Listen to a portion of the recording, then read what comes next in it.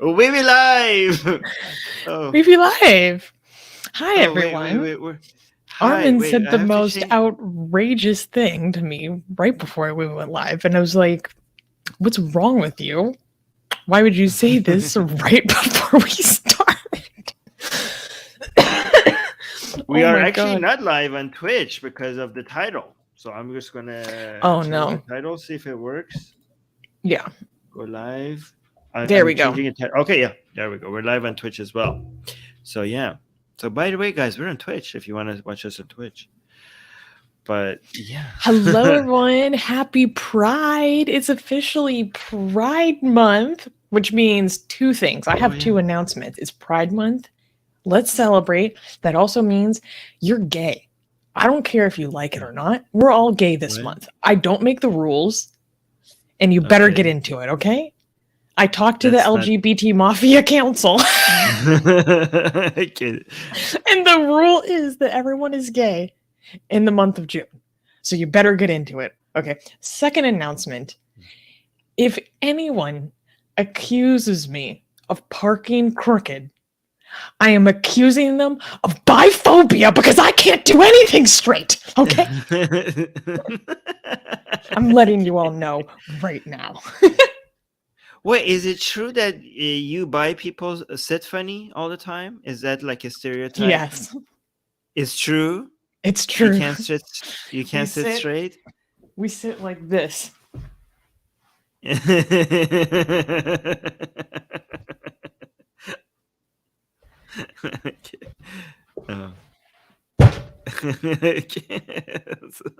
Like real spread out, okay? But the knee up is how you really know that this is a real bisexual.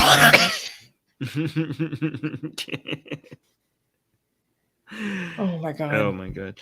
Oh, so by the way, guys, welcome to the most global atheist channel on the planet. We cover the news about religion from all around the world. I challenge you to find a more global atheist channel that covers this international. For example, Susanna, what countries are we covering today? We are covering obviously Uganda, if you saw the title, the United States, Bangladesh, Iran, Morocco, Lebanon. Yeah, those are the main ones. Wow. Yeah, very international, as I said. Mm-hmm. And our audience is also very international. Guys, like, tell us where you're watching from. Look, like Howard is from South Africa, from Cape Town, South Africa. Guys, yeah, keep telling us where you're watching us. Let me see if anybody else. Prince Stephen is saying, "Oh my gosh, that sitting thing is so true, though." Is it true? I thought it's a joke. It's the sitting thing for bisexuals. It's the sitting thing, flannels, and keeping your keys hooked onto your waistband. Instead of putting your keys in the pocket, you put the keys latched onto the loop of your belt. There needs to be a study about this. I legitimately got called out by someone when they saw me like do that. They saw me put my keys on my belt loop, and they're like, "Oh my god, you are bisexual." And I was like, like I was so called out because it's real.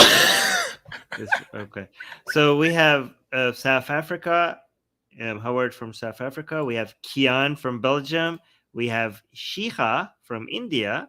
We have Prince from Turkey. We have Nima from Iran. Salam. We have Durud. Amelia from Texas. And then we have Eric from Australia. Wow, look at this. Look how international we are. Oh, wow. So interesting. And I actually want to say something.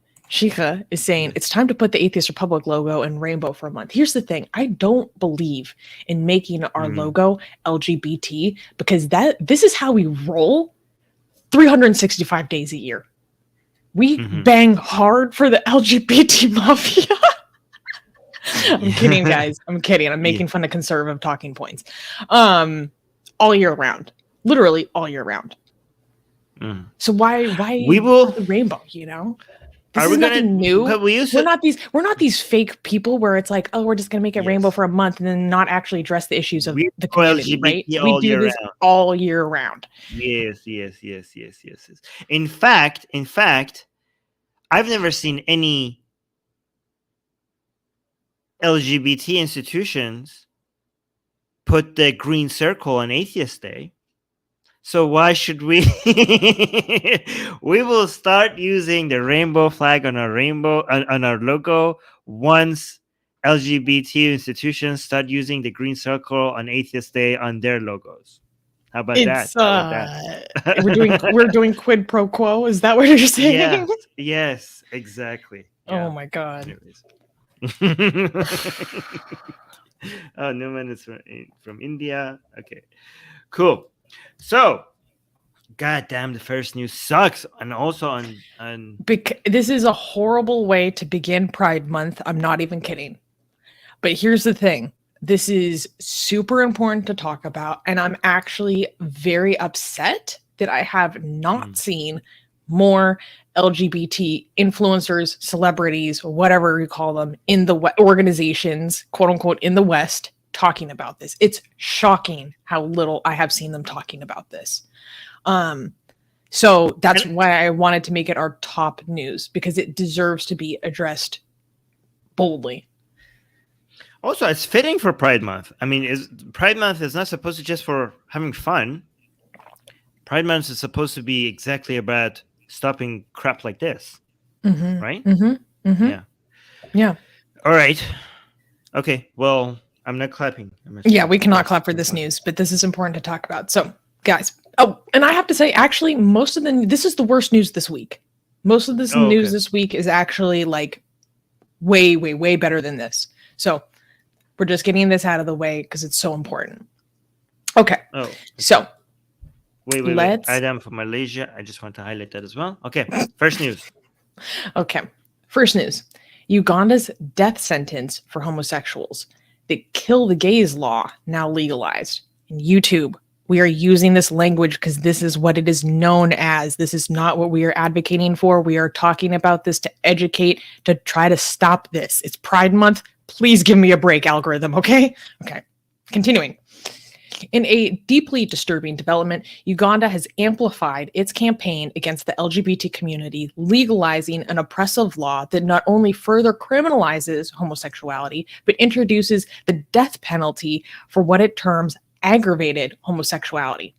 This newly defined category of aggravated homosexuality includes homosexual relations where one participant is HIV positive, where acts involve a minor, or where it includes individuals deemed vulnerable, such as people with disabilities or those under the influence of drugs.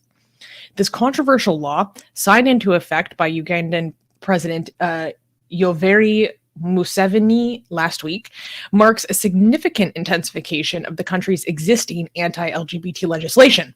The legislation has drawn widespread condemnation from international bodies and leaders, including the United Nations and U.S. President Joe Biden. The law even puts at risk those who support or provide shelter to LGBT individuals. Amid a global outcry and calls for urgent judicial reviews, human rights activists within Uganda are pledging to contest this drastic law in every way possible.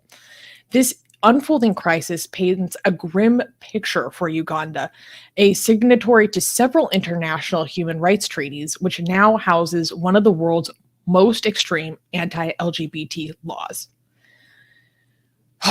Okay, let's get into this. Let's unpack what's going on here. So there's a lot that goes into this bill, and we talked about this when this was actually a few months ago, when this was kind of on the table. And there was a lot of motions to try to stop it, or kind of international pressure to try to stop it, and it still went through. This was approved by like every single member of their parliament except for two. Only two people did not like sign to approve this law. And let's unpack when it comes to this death penalty thing, there's a lot of other stuff that goes into this form of legislation, but the death penalty aspect is what's most concerning, obviously. So let's dig into that first. So it introduces the death penalty for aggravated homosexuality, which aggravated homosexuality, that sounds like every Tuesday in San Francisco. But what does that mean?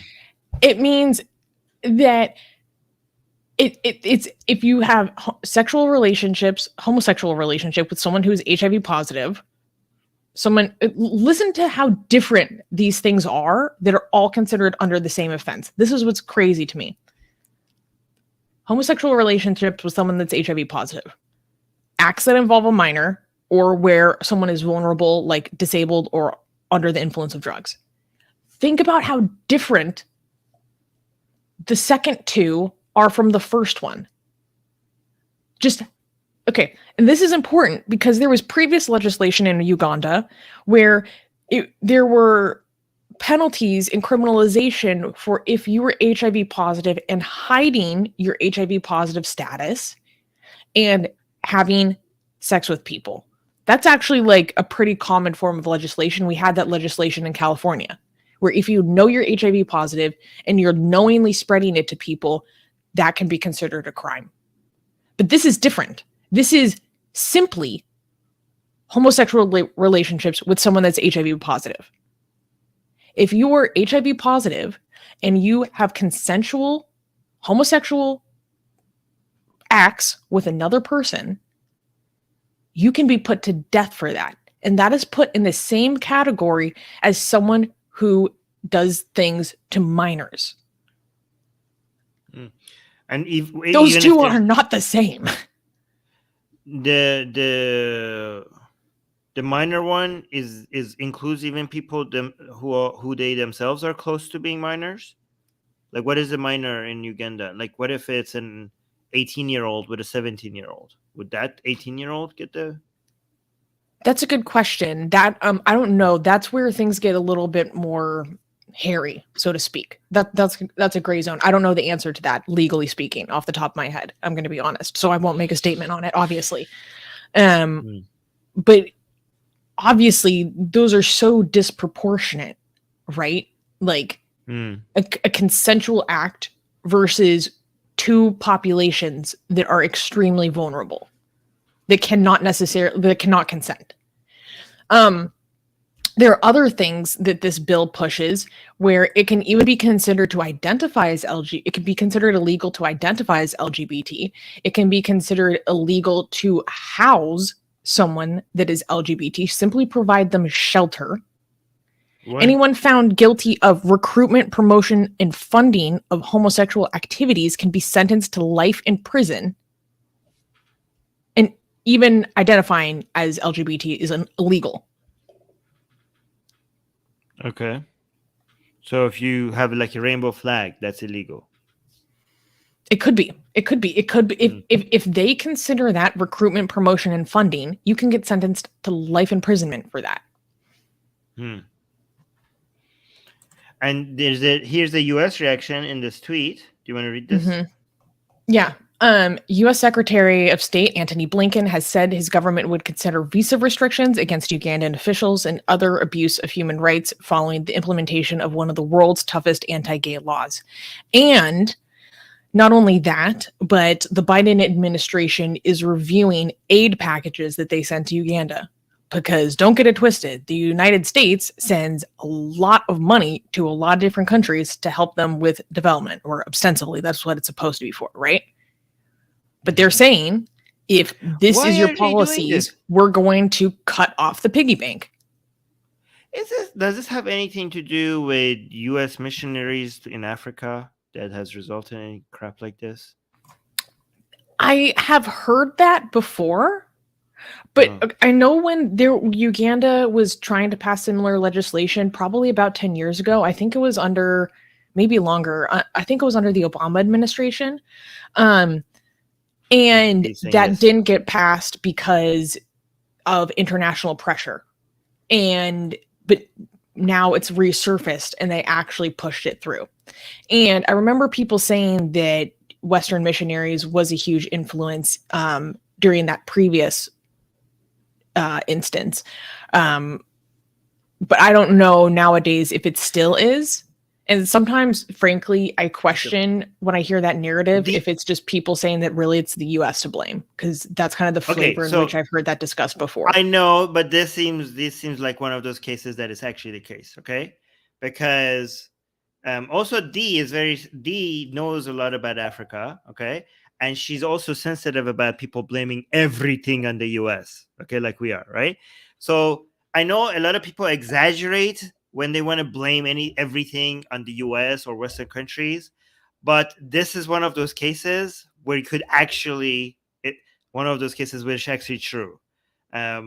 This is, and not the entirety of the US, okay? We're talking about missionaries from the US going in and spreading their disease, meaning Christianity, into Africa. Okay. And it's like the most toxic form of Christianity like I have ever heard. Like the stuff that people Oh. And D is giving us a documentary for us to watch about this. D is saying, watch the document. Yeah, go ahead. You read. Watch the documentary God Loves Uganda. Armin is right. Ooh, thank you for that suggestion, D. I'm literally going to write this down. I would really like to understand that more. Yeah. Yeah. God's love seems like a disease. Damn. I don't know. Obviously, this is so scary and it's really distressing and it's so concerned. Like, I mean, what can you even say? It's heartbreaking, right? And I think when I saw this news and then I saw, at least within my own sphere, and I'm like pretty up to date on what's going on in the LGBT community generally, and kind of like influencers and celebrities and stuff like that. The lack of acknowledgement of this happening, and maybe there are people acknowledging it, and maybe I'm not aware. Like, I want to give people the benefit of the doubt, right? But from what I have seen and what I've been exposed to, I have been so disappointed by the lack of response and acknowledgement and outcry. Like, I don't know if I want to turn it into this discussion, but I think a lot about how I am very disappointed in the LGBT community in North America, because frankly, I think we're narcissistic and self-obsessed about our own stuff going on here. And we do have some very serious stuff going on in the United States, but it's not nearly the level of what people face in other areas of the world. And I wish we demonstrated more international solidarity, because we are actually a very powerful force within our own body politic here in the United States. And we have the ability to utilize that to implement global influence, because the United States and Canada in particular, like, we have way more leverage over the world than most countries. And then if LGBT people within those two countries have a lot of power and sway within the body politic, nowadays we do more than ever before, why aren't we using that to the fullest extent? Like, I get really upset and frustrated with my own community, because I feel like it's a betrayal of our brothers and sisters who live in other countries. Like, why don't we talk about that? Like, pride in Iran means that you face a noose, you know? Like, we should have some appreciation for the liberties that we have here in America. And I'm disappointed that we don't utilize that to the fullest extent to fight for people who live in a society that is 20 times more dangerous than the United States. Or, you know, I don't know. I would be curious if there's any other LGBT people who are watching that feel similarly, because I feel I'm not even from these countries, right? And I feel a sense of betrayal that, like, we've forgotten them. I don't know, Armin, what do you think about that? Well, I mean, like you said, we don't want to dismiss the pain and suffering and the ostracization and the demonization, and the oppression and the discrimination that LGBT community people face, even in the United States, right? Or in other Western countries. Like, we're not dismissing that.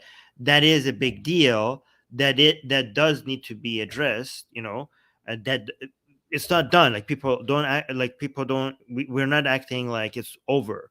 And they should only focus on countries like Iran or Uganda. That fight in the United States still needs to go on. So we're not asking for any reduction in that fight. We're asking for also like doing something additional, not to do something not focus on LGBT issues in the United States and instead focus on other countries. We're asking for, in addition to that, to show some solidarity with your fellow LGBT community people in places where it's needed the most, right? So I don't want anybody to think like we're dismissing, like if you're I don't know, gay and in the United States and you're suffering because of it and people are mistreating you, we don't want to dismiss that experience. That is a horrible experience as well. That's one thing I need to say that. But I know you also believe in that. I just want to clarify for people that might think that you're dismissing. Oh, that. Totally. Yeah. Yeah.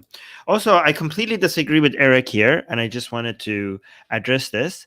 Eric is saying LGBT communities worldwide are generally narcissistic. Well, I'm glad you put generally there because it makes it easier to identify as an overgeneralization, which is not true, right? So this is a logical fallacy, which is easier to identify because you yourself put the word general in there. That is not the case, okay? LGBT people within LGBT are as diverse as people that are not within the LGBT communities, and they come in many different formats. Some of them are narcissistic, and many of them are not narcissistic, okay? So that is a very general term. I don't agree with that at all. And then you continue, their entire identity is based on sexuality for F's sakes. It's not their entire identity. It's a part of their identity, and it's an important part of their identity. I'm not part of LGBT, and my sexuality is also an important part of my identity. We shouldn't dismiss sexuality. Sexuality matters, and our identities are very much affected by our sexuality. As a straight cis man, my sexuality is also a big part of my identity. It's not their entirety. In fact, this is a problem with people who are looking at the LGBT community and thinking that's all they're about, but they are much more. There's a lot more to people within. Like Susanna doesn't constantly think about the fact that she's LGBT. Okay, it's actually kind of one of the least important parts of my life, honestly. Yeah. It becomes important. Actually, for LGBT, it becomes a more important part of your identity when other people that belong to that group are being targeted. Okay, so for me, my sexuality is an important. For everybody, their sexuality is an important part of their identity. For almost everybody, but it becomes even more important where that part of your identity is being targeted as a way to demonize and oppress or discriminate against you.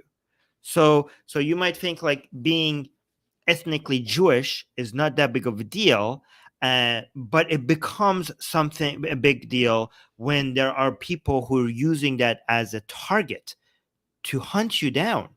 So you have not made it important. The people who are against you have made it important, and they have made it so it becomes extremely important.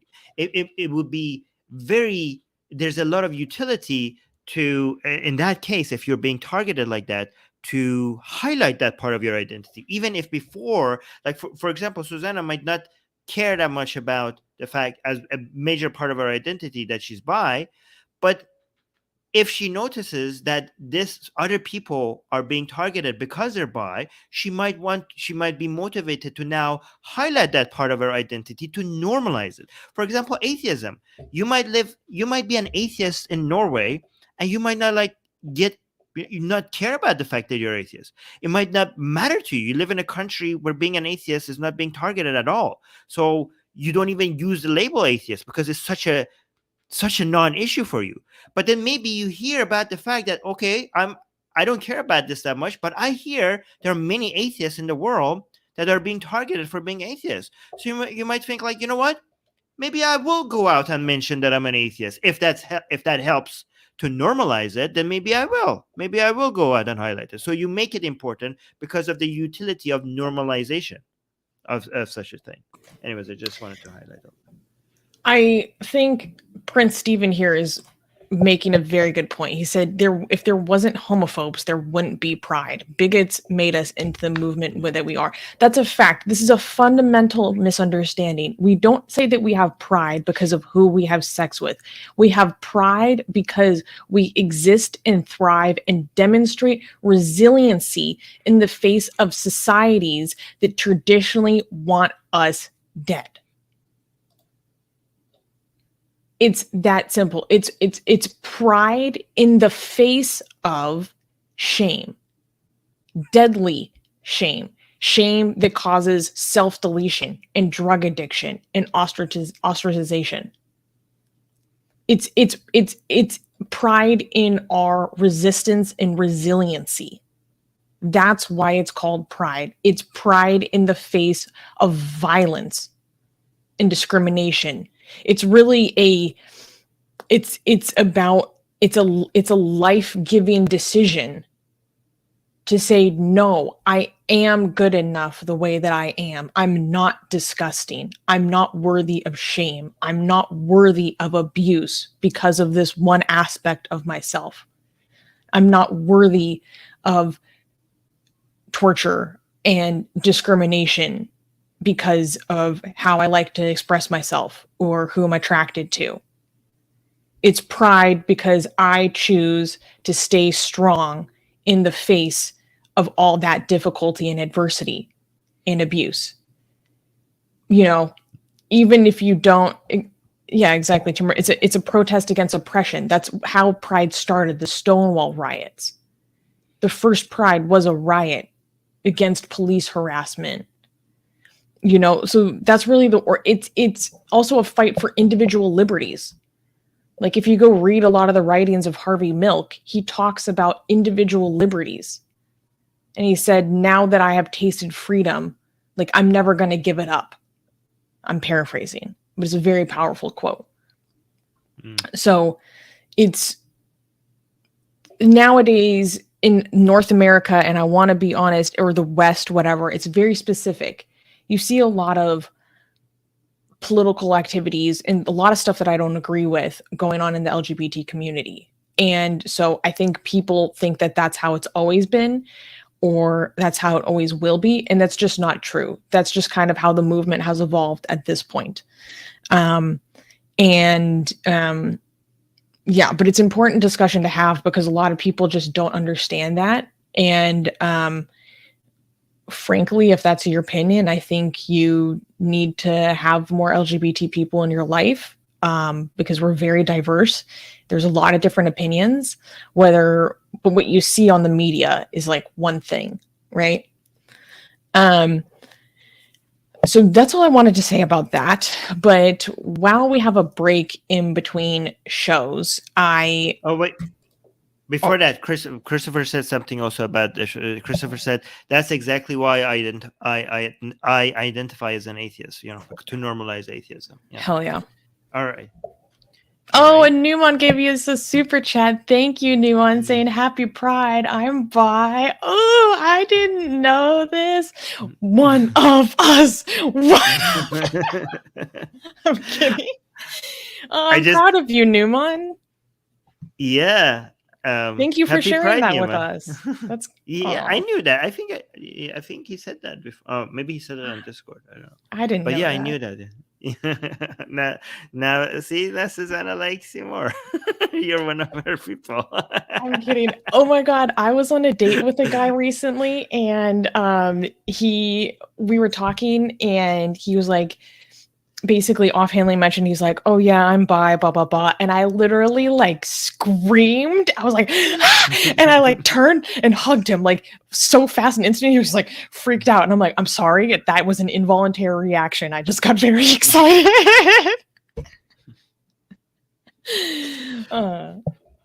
I get excited because like bisexuals face a lot of discrimination actually within the LGBT community ourselves. Yeah. That's the only reason why I have like, yes, 100%. Oh, wow. Even though we're the largest portion of the LGBT community. That's the only reason why I go like, because you're straight passing. That's why they don't like you. Yeah, supposedly. If I don't know, you look at me, I feel like I'm I don't think I'm straight passing, but whatever. I just want to also remind people that we will read super chats between the news items, right? So if you want to use the super chat option, we would be very grateful. And then while we're reading the news, we won't read the super chats, but between the news items, we'll get to the super chats. Mm-hmm. Yeah. Wait, Dr. Hypnosis is like, now I know what to say on the next date. Well, I was thinking, no, I shouldn't say that. Never mind. Okay. Okay, maybe not. Pakistani Defense Force. Susanna, you said you were LGBT. How can you be on a date with a guy? I'm bisexual. She just said she's bisexual. The B in LGBT, that's me. That's me. Do you not understand? You're looking at it. Oh my God. You guys don't understand how bisexualism works? Okay. Hell yeah. She just said that like 3 times. I don't understand. Okay.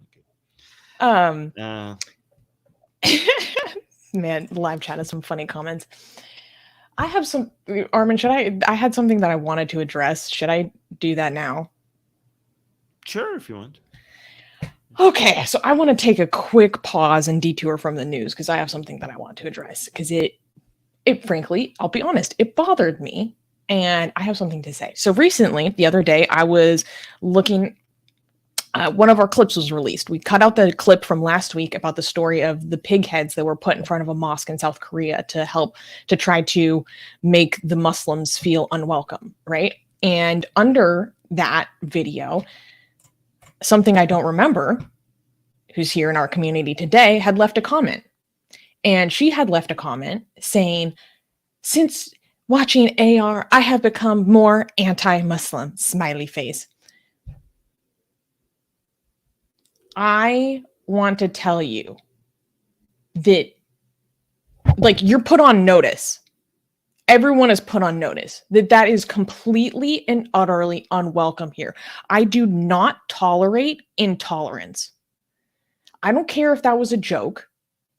Or maybe, frankly, this person has a weird obsession with me, clearly, because look at this comment. Susie only thinks about me. They have a fixation with me, and it's weird, and it makes me uncomfortable. So I don't know if they're just trying to get a reaction out of me because they want my attention, but fuck it, I'm going to give it to them. Anyone who finds satisfaction or personal pleasure in making immigrants or anyone different than yourself feel unwelcome and scared and uncomfortable in your own community environment is a loser.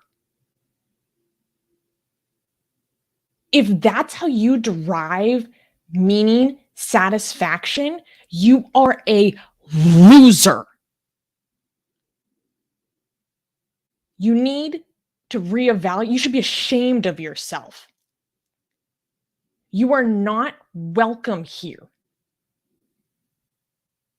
Period. Period. You are not welcome here. I do not tolerate those kinds of attitudes at all. It's disgusting. It's disgusting. So I'm putting everyone on notice that I'm not tolerating any of that shit anymore. I've reached a place in my own personal growth where I realize that I don't have to engage that at all. At all. I used to be like, oh, I can change people's minds, blah, blah, blah. No. Don't be a fucking loser. I posted something on my Instagram recently. I've been like posting some reflections that I have. And I posted one where I was talking about how proud I am of some of my friends who have just survived great difficulty, right? Many of them are ex-Muslim refugees. And on that video, there is a guy who I'm mutuals with on Instagram. We're friends. His name is Shadi. Shadi lives in Jordan, and Shadi is a Muslim. And we're friends because Shadi is a Muslim who defends homosexuals and he defends ex-Muslims. And because he does that, he faces death threats. And he faces threats to his security because he still lives in an Islamic country. And I would never stand next to you, something I don't remember, with that shitty attitude. But I would stand next to Shadi and want him on my team any day of the week. Because he reflects my values, even though he's a Muslim and I'm an atheist. I don't care about that. I care that he wants the people who are minorities and face discrimination in his community to have a better life. I care that he values pluralism. I care that he values the defense of minorities. And this is a man that fears Allah.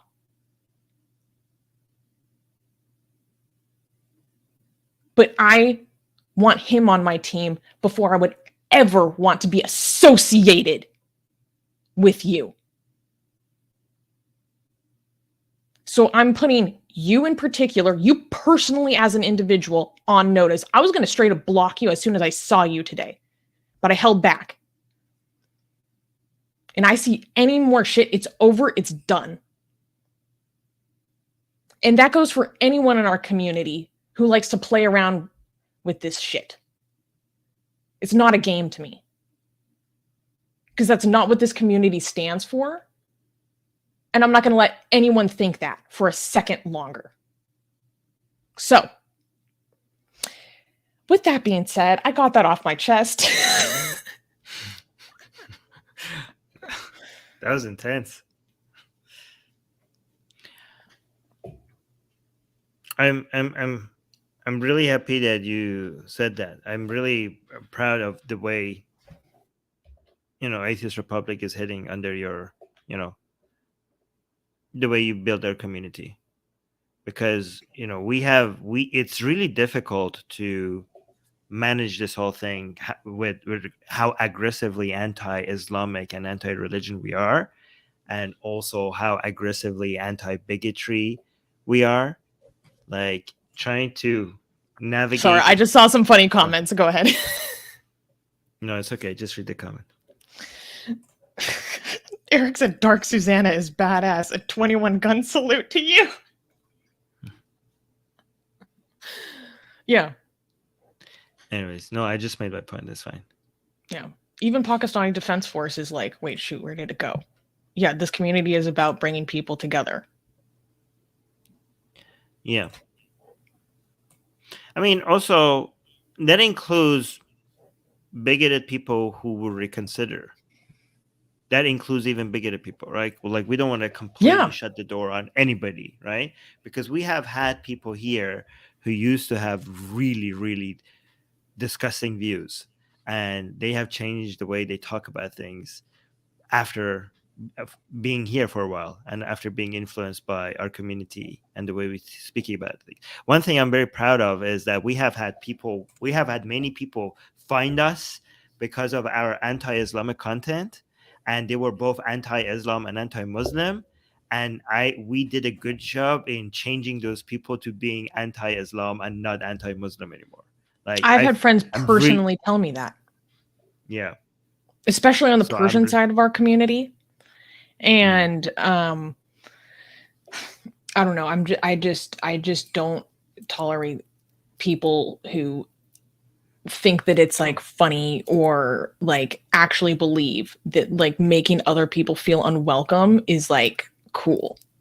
Like, get a life. Oh my God. Aw, yeah, Eric said after watching AR, I've become more friendly to Muslims than others. Awesome. Thank you for telling me that. And here's the thing, like, we have people in our community who I have personally helped like leave like white supremacist hate groups. You can be part of a movement that is like even that extreme, and I will still offer assistance to you. Because that's actually a scary thing to go through when you're trying to leave that kind of environment. It's very difficult and it's very lonely. But even someone who comes from an environment that is that hateful, I will still show you empathy and support, because you're looking for a way to bring more people and others into your life. And that is commendable. That's worth celebrating. if you're actively pushing that kind of negativity and rhetoric, you're not welcome here. Okay, so after saying all that, I think we should go ahead with banning. Something I don't remember. Yeah, something I don't remember. You're officially banned, and I won't miss you because of the comment that you just left. Yeah. So I thought she would like say something like along the lines of, "Okay, you're right. I should like maybe that wasn't very serious. I should change the way I think about these things." But no, she seems to be something. Yeah. Cool. So what she said, I'm tired of minority and immigrant appeasement. Well, minority and immigrants are people, and first of all, if you're talking about migration through work visa and student visa, that's exactly how economies progress. Those are amazing things for any economy. If you're talking about refugee, that's a human rights issue, and if you're against that, then I don't know what kind of human would be against that. People need to be against people who are desperately need protection and safety. That's a very anti-human thing to be against, to be supporting. How I know we've had a positive influence? Wait, we'll address that super chat in a second. Even Pakistani Defense Force is saying treating people equally is not appeasement. Yeah, I like that. Yeah.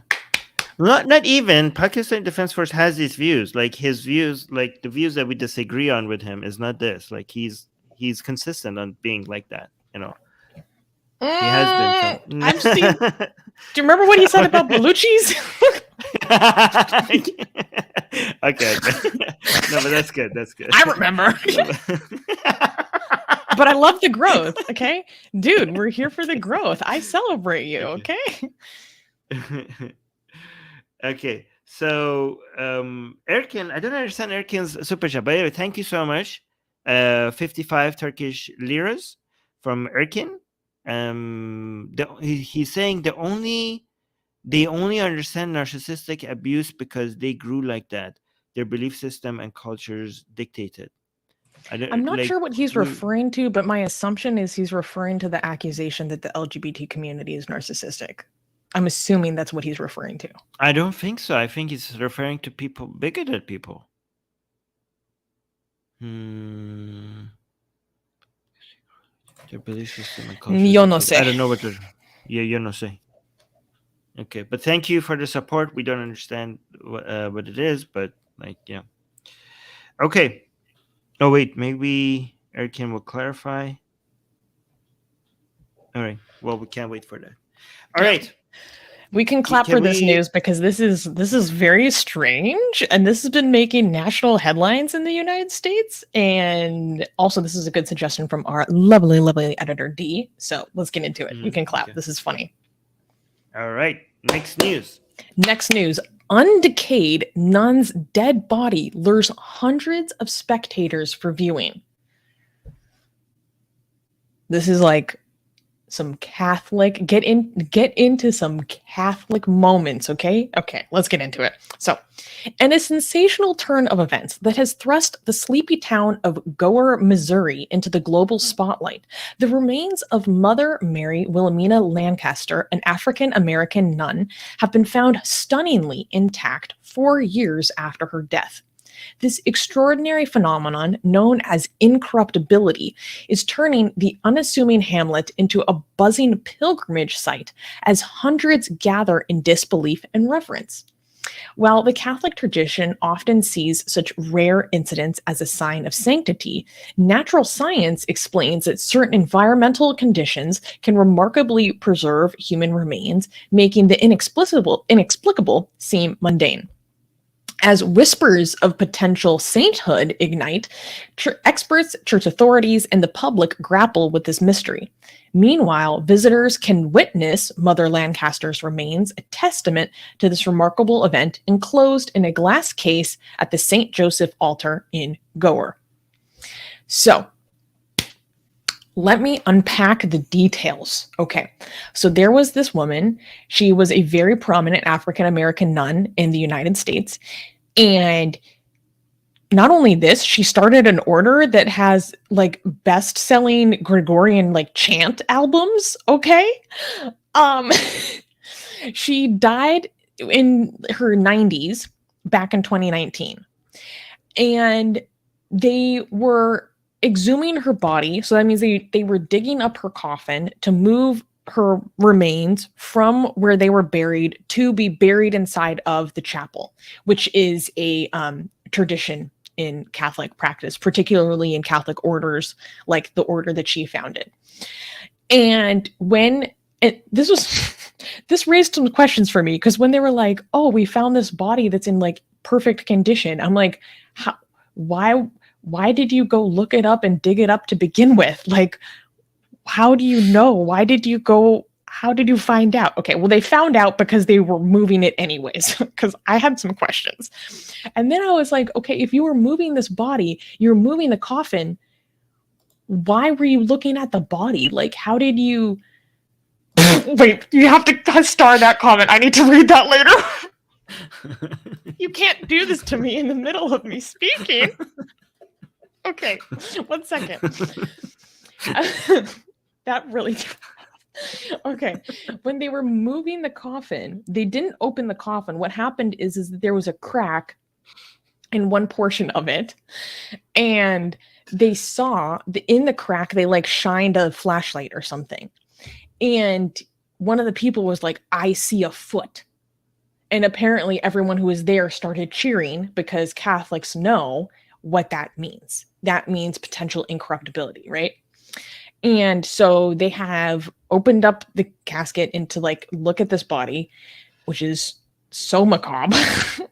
And they saying that this is in condition that cannot be explained, why this is in such good condition. According to one interview that I saw,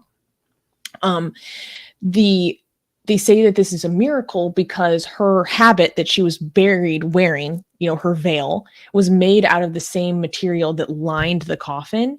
And on the inside of the coffin, that material was deteriorating and rotting, but it was in perfect condition on her. They said even her socks weren't in perfect condition. And so now her body is just on display.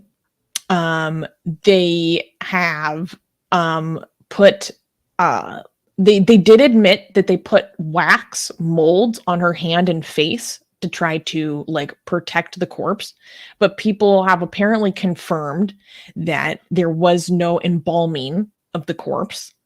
And so now there are all these rumors about how this is a miracle. We are witnessing a miracle in America. Okay. So now bring up the comment that made you. Stop listening. This ain't a miracle. Just another example. Black don't crack.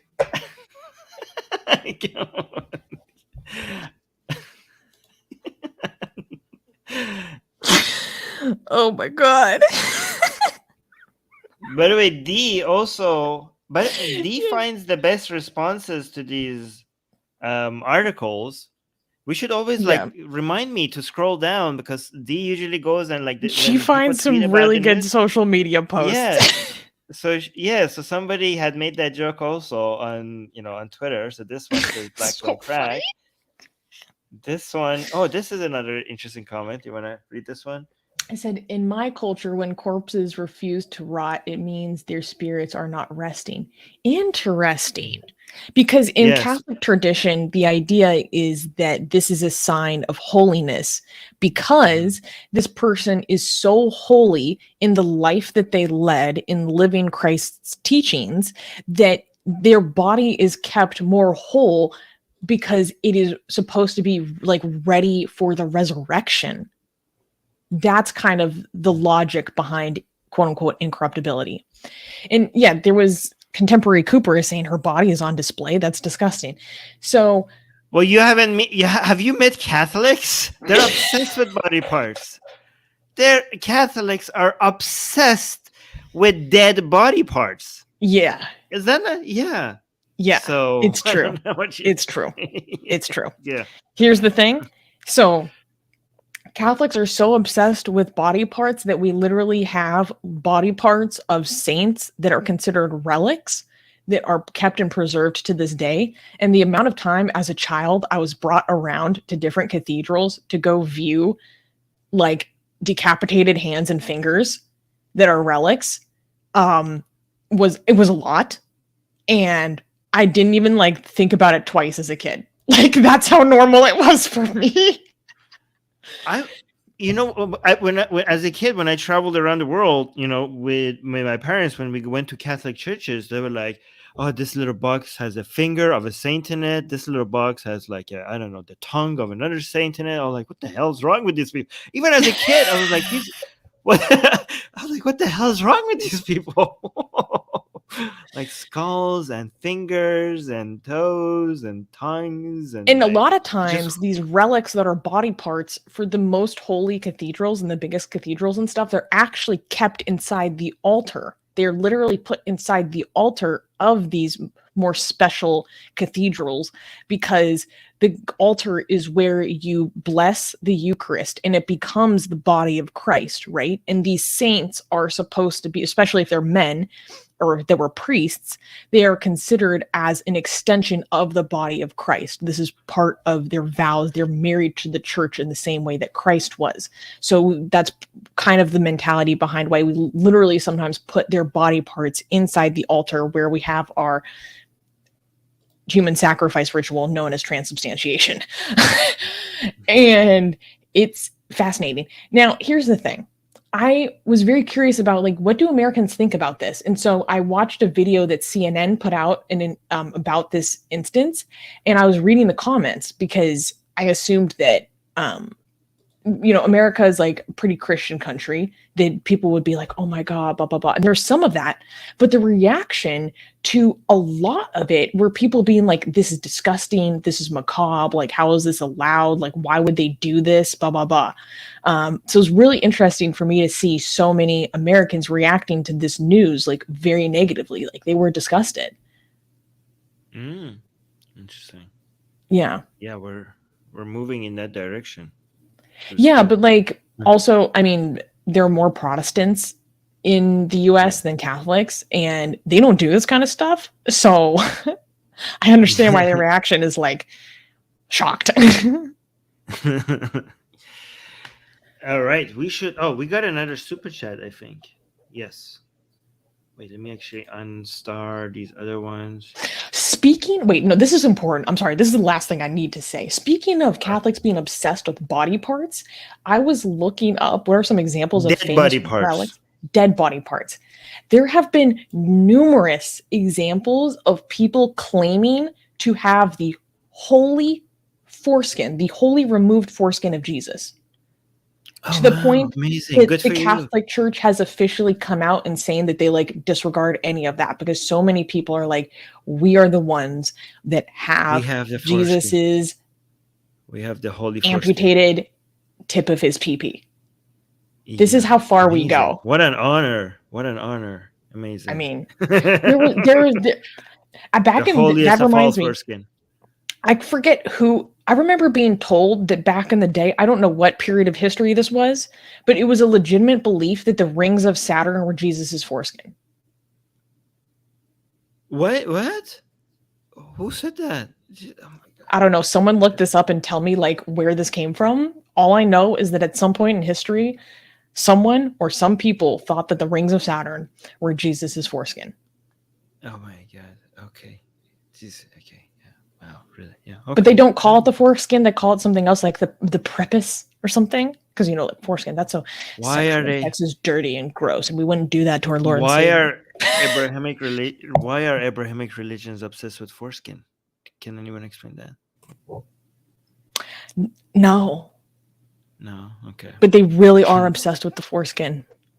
Yeah. Guys, protect your foreskins. Don't circumcise your sons. Don't do it. Don't do it. Don't do it. It was the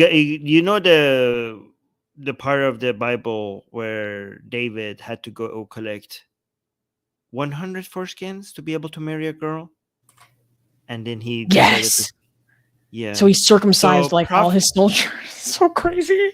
No, not his soldiers. They had to get enemies, like cut off the enemy dicks of his enemies.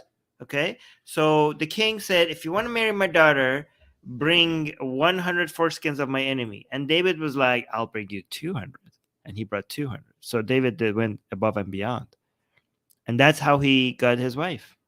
So romantic. That's in the Bible, guys. That's in the Bible. That's the prophet of God. I'm seeing a few like misconceptions about circumcision in the live chat. I just want to say that a lot of it about spraying disease is not true. It's been disproven. And also in terms of like the schmegma and stuff, if you teach your son how to clean himself properly, you just wash it. It's not a concern. Just wash it when you go to shower. You don't need to cut off. You need to cut off baby parts. Okay, you don't need to cut your babies. Okay, it's a myth. It's in very, very rare cases it's a medical necessity, but the vast majority of the time you're just cutting a baby. So stop it. We don't cut off our fingertips because we need to wash under our nails. Yeah, exactly. Okay, so we got a super chat from Newman. Do you want to read this one? Newman, thank you for the super chat. He's saying Susie's reel was sweet and motivating. Thanks. Recently, I've been releasing like my reflections and thoughts that I think help other people on my Instagram. And I cried in my most recent one. So if you want to check it out, my Instagram is in the description. I've been really trying to share with other people some of the thoughts and mentality that's been helping me grow as a person. And I've been getting a lot of really positive feedback. And I'm glad that it's meaningful to people. So check it out. Yeah, guys, Susanna's Instagram is in the description. And the link is there. But also her username is triple dimpled. Can you show us why it's called triple dimpled? Well, I don't know. You have to make me really smile. Tell me something. Tell me something cute. Well, you're putting me in the spot. Well, you look really cute today. Is that good? Thank you. There you go. There you go. That's why it's called triple dimple. Okay. Okay. So, can we clap for the next news? This is one news that we shouldn't clap for, because I mean, okay. It's not that bad, but in comparison to the news we tend to cover, but it's still not great. So I think that's adorable. All right, so no more smiling. It's not that good news. No more clapping. Okay. Next news. Hindus anti-Islam post 10-year prison sentence in Bangladesh. A Facebook post catapulted a young Hindu man into the epicenter of a national controversy in Bangladesh, as on May 23rd, he was sentenced to a staggering 10-year prison sentence. Tito Roy's online remarks, considered offensive to Islam, ignited a powder keg of public protest and sectarian violence, with local Hindu homes falling victim to widespread vandalism and even arson attacks. Now saddled with a sizable fine on top of his jail sentence, Roy's defense prepares to contest the verdict, crying foul over a perceived denial of justice. As the story unfolds, it casts a glaring spotlight on the contentious balance between free speech and religious sensitivities in Bangladesh. So, it's pretty simple. There is this young man living in Bangladesh. It was actually, I think, maybe a few years ago that he made this post that was perceived as anti-Islam.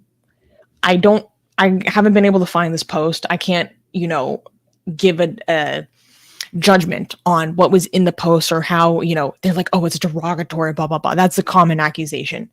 Maybe it wasn't actually derogatory, but people are just going to say that, right? Regardless, the Muslim community in his area became so enraged with whatever his comment was that they started doing human picket lines to demand his arrest. And it got so bad that local Hindus were attacked and their homes were set on fire. The local community is abused and terrorized over one dude's Facebook post from, I think, a few years ago. So I would just like to say again, if you do that kind of a thing, you're a fucking loser. Anyways, like it boggles my mind that someone would do that to an entire community because someone made a Facebook post. Anyways, because of this, he's been sentenced to 10 years in prison for a Facebook post. Also, it says it was anti-Islam, so it's not even it wasn't, they're saying it was anti-Islam. Mm-hmm. So it was a based post as well.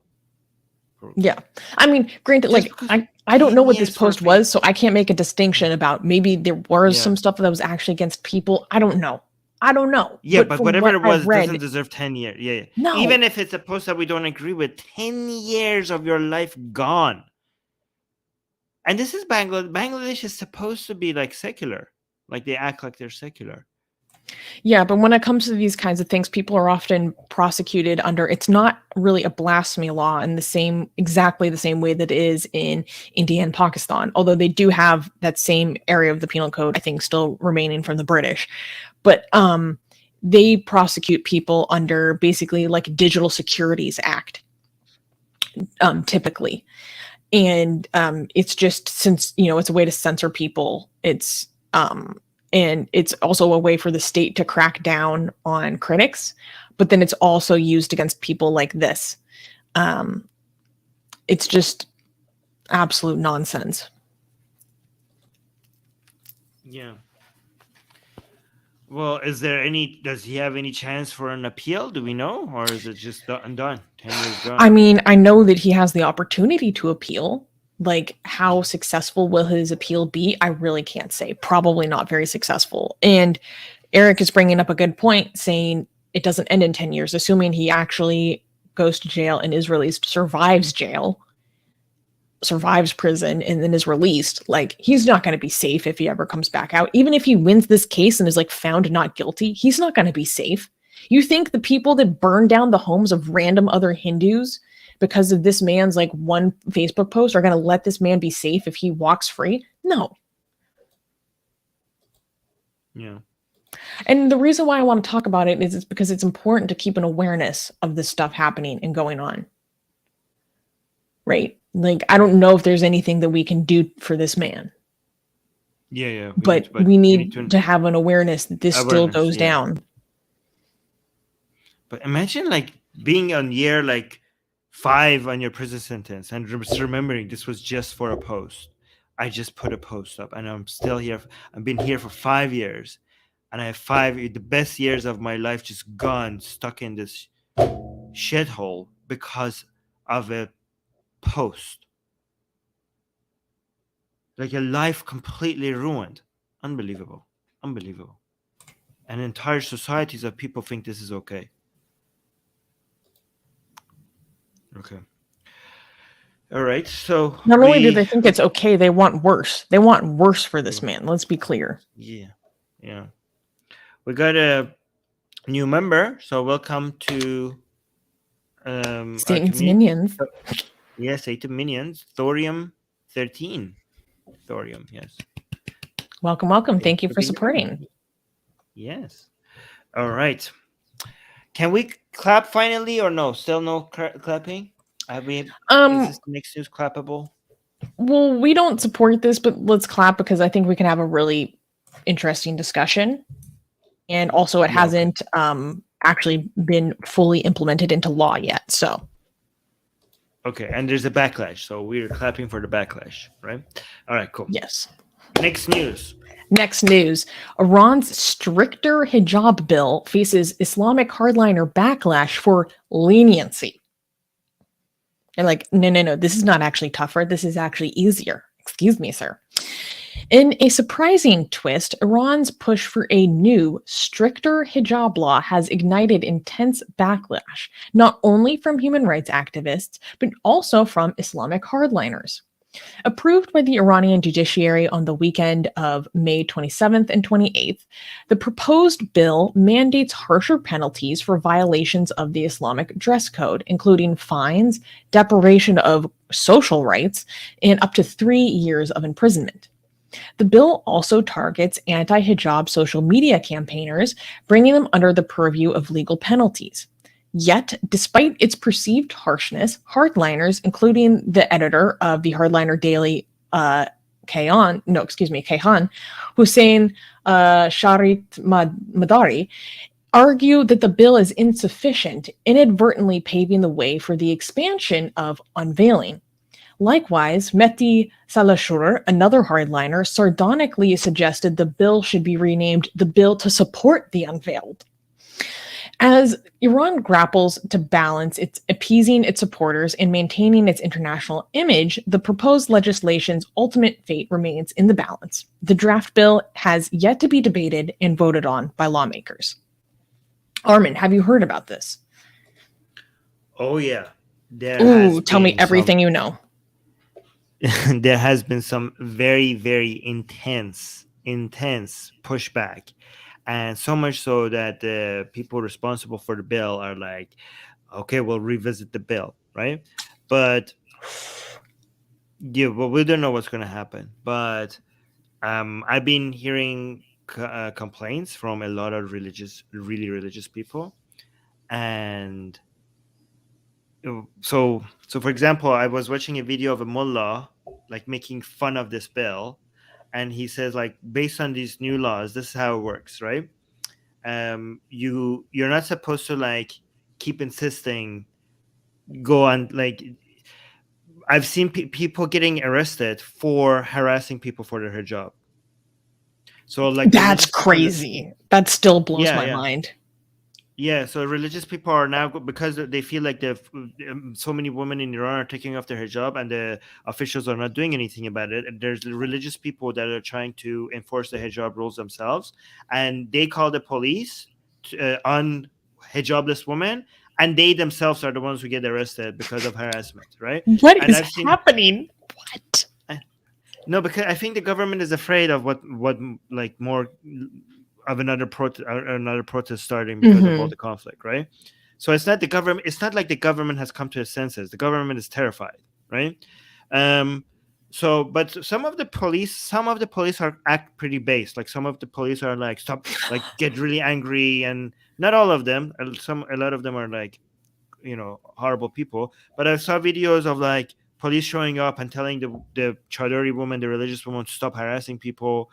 And there was one police that says like, based on your responsibility is just to tell them once, and if they don't listen to you, you're done. Your job is done. Because in Islam, you have Amr bil Ma'ruf and Nahy anil Munkar. So you are supposed to, if you see somebody with a hijab, it's a religious duty to tell them to cover up, right? But the police, when the police shows up, I see videos of the police reminding you that you told her and you can't follow them. You're harassing them. Like you can tell them once and then you're done. Wow. So you're done. Right. So I saw the mullah, like a video of a mullah complaining about this law, and the mullah was like saying that, so you're not supposed to like follow them and stuff like that. You're supposed to, if you want to report like a crime, you call them, right? And then they will respond to you like, sorry, we don't have a camera in that corner, so we can't do anything about it. And you can say, okay. And then you call again and like, oh, sorry, in that corner, we don't have a camera as well, so sorry, we can't do. And then finally you call and like, oh, okay, we have a camera, and we identified the person. You reported the person without a hijab, so we're going to follow through. And then like what happens is like the first warning is that they get a text and they get like a fine as the first time you get a warning, right? And like, okay, so now you see them again, and now you report it, and luckily there's a camera there as well, so they get a second warning, and the second warning comes with a fine, and you're like, finally the authorities are doing something. And how much did they get a fine for? It's like as much as of a falafel. Is that how you said it in English? Yeah. Yeah. And so that's why some people were mocking it. Some religious people, they're calling it the falafel law, because like you get to basically, after so much, investigations and follow through and warning, eventually you finally get a fine, which is like as much as of a sandwich or whatever you want to pay. So people are like, they're not that worried about it, because like, I want to be free. So if the rare cases that it gets that much, I'll just pay the fine. and then gets more serious and more serious. But they're saying that it's very rare for people to see any meaningful punishment. So basically, they're saying this is just a license. So you get to pay just a little bit just for the privilege. So, and also they're saying that this is actually richer people now are less caring about the fine. So this is like the upper class people in Iran who are more likely to want to go hijabless. They don't feel that big of a deal paying the fine, and the poorer people who might have a little bit more religious people. It used to be like that, but now even they are anti-religious. Even they are becoming more anti-religious. But they're saying like this is just a two-tier system where some people see the fine as a big deal, and some people who are richer are just going to be able to just pay the fine and go hijabless, right? So yeah, so there's that. But yeah, so it seems like they're trying to loosen up the controls, and a lot of religious people are extremely angry, and that's the regime is terrified, like, because these are people who are powerful and they have a lot of influence in the government. So if they turn against the regime, people are crying over this. Like, people are saying, like, what are you doing with the blood of the martyrs? The martyrs died for keeping this country Islamic, and we're slowly losing that. And they're talking about, like, oh, we're going to become like Western countries where everybody sleeps with anybody, and the foundations of family is ruined, and our society is going to collapse from within because we don't have hijab anymore. And like, do you know how many people in America don't know who their father is? This is where Iran is heading. So yeah, so they're saying, I don't know, they have some weird stats. I have to double check that. They, like, these Islamic channels, they're saying, like, I don't know, 60% of Americans don't know who their father is. What? This is what you get when you don't. And this is what you get when you don't have hijab. Is that the case? Do 60% of Americans don't know who their fathers know? I mean, I know a lot of Americans, and I can say that out of the people in my life, it's definitely not 60% don't know who their dad is. Yeah. So they're saying, like, this is going to be devastating. Imagine the hardship the Iranian people have to go through if Iran becomes like the United States. They're like warning us, like, we're heading in that direction. That's their warning. So, oh my God. Even Mustafa is saying, my brother says that all the time. Does your brother go outside? I've lived in America like my whole life. I don't even know if I know anyone that doesn't know who their dad is. Like, literally. Yeah. Except maybe if they were adopted from a foreign country, that's different. Like, so a lot of Iranian people say, like, a lot of Iranians who are questioning this narrative, because they keep warning it. Like, they say, without hijab, the foundations of society will fall apart because the family base, the family unit is being attacked. And people are asking them, well, how come other societies haven't fallen apart, right? Like, how come and they're like, they have. They're like, look, in the US, people don't know who their fathers are. That means, like, that's the definition of the collapse of society, right? People are like, first of all, that's not, they haven't collapsed, but they think, like, let's say in the United States, most people didn't know who their fathers are. And let's say that was a horrible thing, okay? But the rest of the world is not United States. You know what I mean? Like, I don't know, like in Egypt, people are free not to wear the hijab. Right? In Malaysia, people are free not to wear the hijab. In Japan, as people are free not to wear the hijab. Like, in Philippines, Philippines is very family oriented. They don't have the hijab. They don't have hijab laws. In China is very family oriented. They don't have hijab laws. How is every other country? There's only 2 countries on the planet that has mandatory hijab laws, which is Iran and Afghanistan. There's no other country. And look at how they're doing. And they're not doing very great. So I don't know what you're talking about. I mean, I have friends, they're Iranians, and, like, they love their country so much. And even they're like, Iran is a shithole.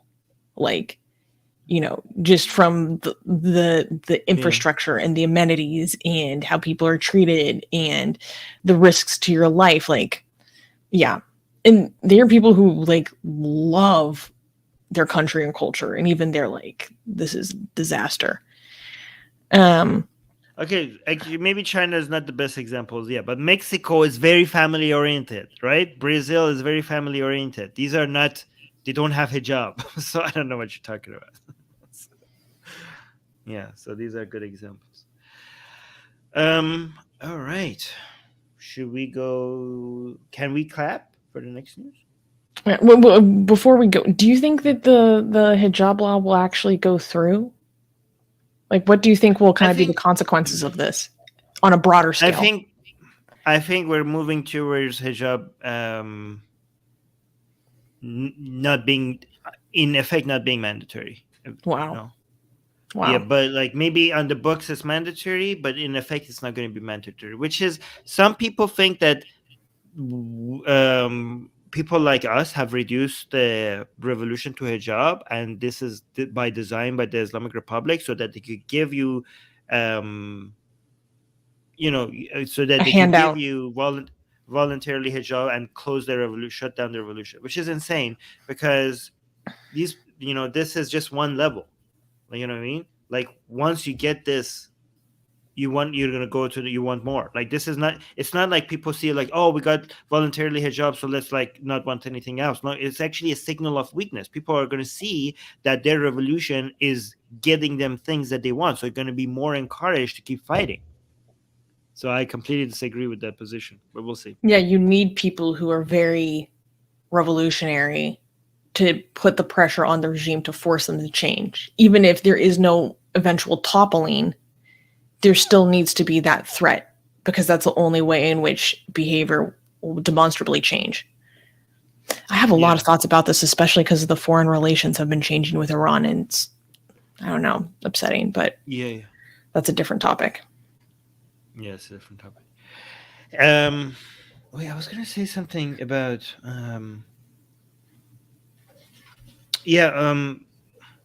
so I think a lot people, the young generation in Iran, is completely aware that this is not a fight that is it ends with the hijab. The hijab has been an excuse for being anti the Islamic Republic, right? So we're not reducing the revolution to hijab. It has been a tool of expression of views against the Islamic Republic, right? So it's not been reduced to the hijab. Anyways, which I'm going to talk about that in the next show that I'm on, which we'll talk about later. Anyways, can we clap for the next news? Yes. All right, next news. Next news. Moroccan Islamic clerics and conservatives unite against women's rights. Color me surprised. Shaking up the status quo in Morocco, women's rights activists launched the It's Time to Change the Law campaign on May 2nd, 2023, which is aimed at reforming the nation's family code and law in line with international women's rights obligations. So basically, they want to take the family code and update it to be reflective of their international treaties that they've signed. Despite gathering steam with prominent TV stars and influencers joining the cause, the campaign is facing severe opposition from an alliance of Islamic clerics and conservative YouTubers.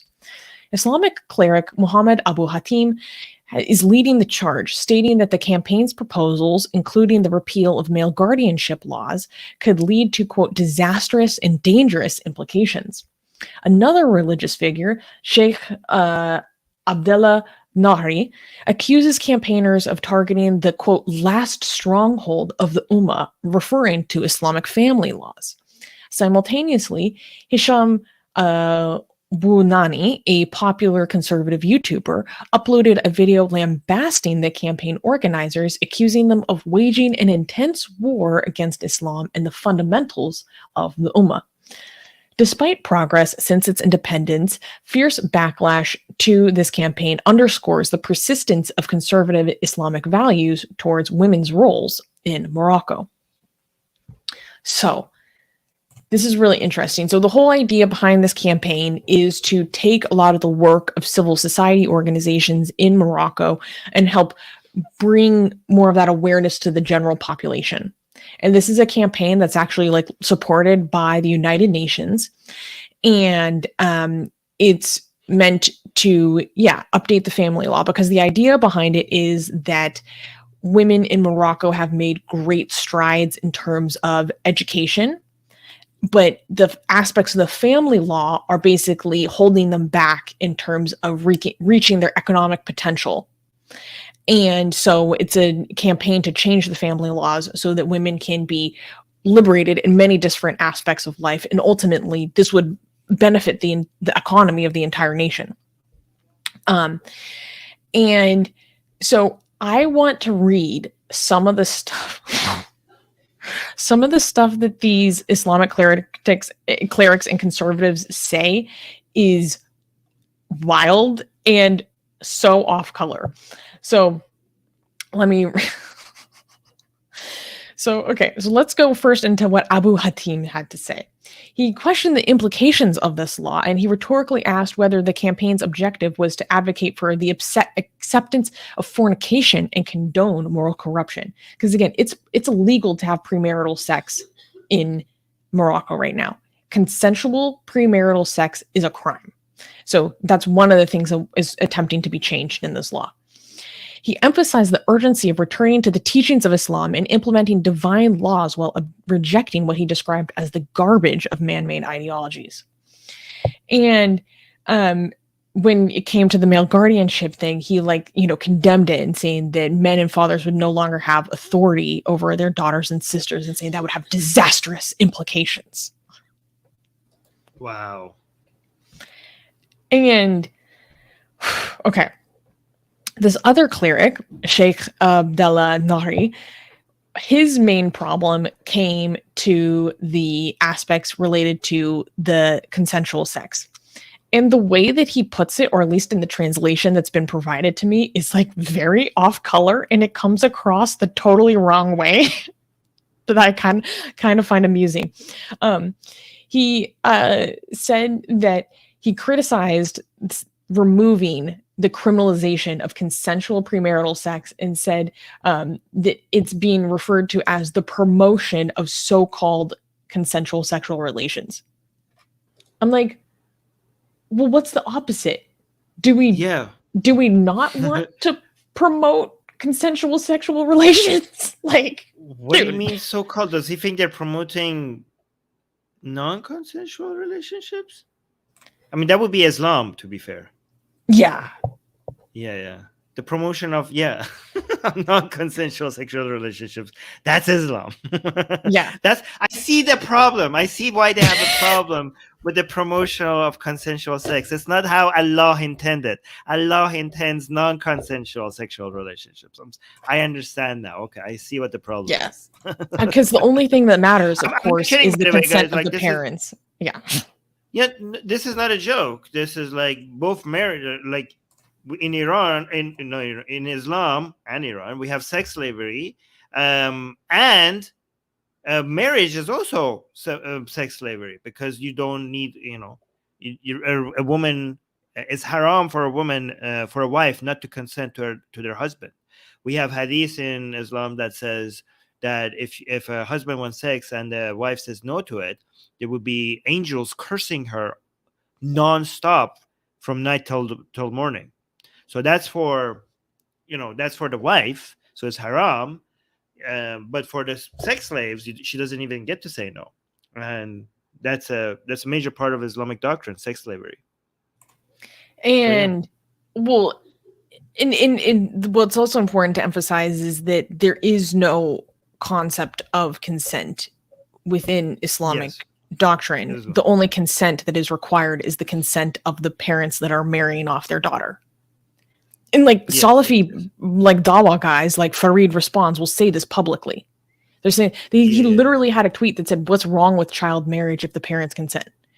I'm paraphrasing, but that's what he meant. It was crazy. No, that's what he said. That's not even paraphrasing. Yeah. Oh, okay. Yeah. Damn, that still boggles my mind. My sweet summer child. The contemporary Cooper saying there's sex slavery in Islam. Yes. It's in the Quran. Oh my God. Honey. Oh, honey. Is there? Yes, it's endorsed in the Quran. Yeah. Even. Yeah. So there was another guy who, was like saying this is like a hybrid definition of the family embraced by the West. And he started talking about, these families of 2 men and 2 women, or families without a marriage certificate, and stating like that's intolerable and blah, blah, blah. And we need to remain rooted in Islam. So basically he's talking about like gay couples that have a kid. There was another guy who, I need to find the exact quote. Whoops. Wrong tab. Because what he said about child marriage was crazy. Okay. Oh shoot, where did it go? Oh no. Let me find this quote. Blew my mind. Underage. Is this it? Okay. Oh yeah. Abu Hatim also contended that the underlying motive, listen to this. He contended that the underlying motive behind the campaign's opposition to underage marriages was to undermine the fundamental institution of marriage itself. Oh, I see. So he's saying that if we can't marry kids, you're against marriage. Yes. Yeah. Yeah. So if you are anti-marriage to minors, that means you hate marriage. How could you hate the family? Who are these people? It's when you see this written down, you're like, oh my god. These are guys. These are people who are saying this out in the open publicly, and they're like proud of it. Yeah. And let me read. They think they're making good claims. And these are common views, my guys. These are like not like you might think it might seem odd to you, but these are common Islamic views. But yeah, go on. Yeah. Abu Hatim reasoned that if the campaign's concerns were genuinely centered on protecting minors, they would have also raised objections to underage fornication, highlighting what he perceived to be a selective focus on marriage alone.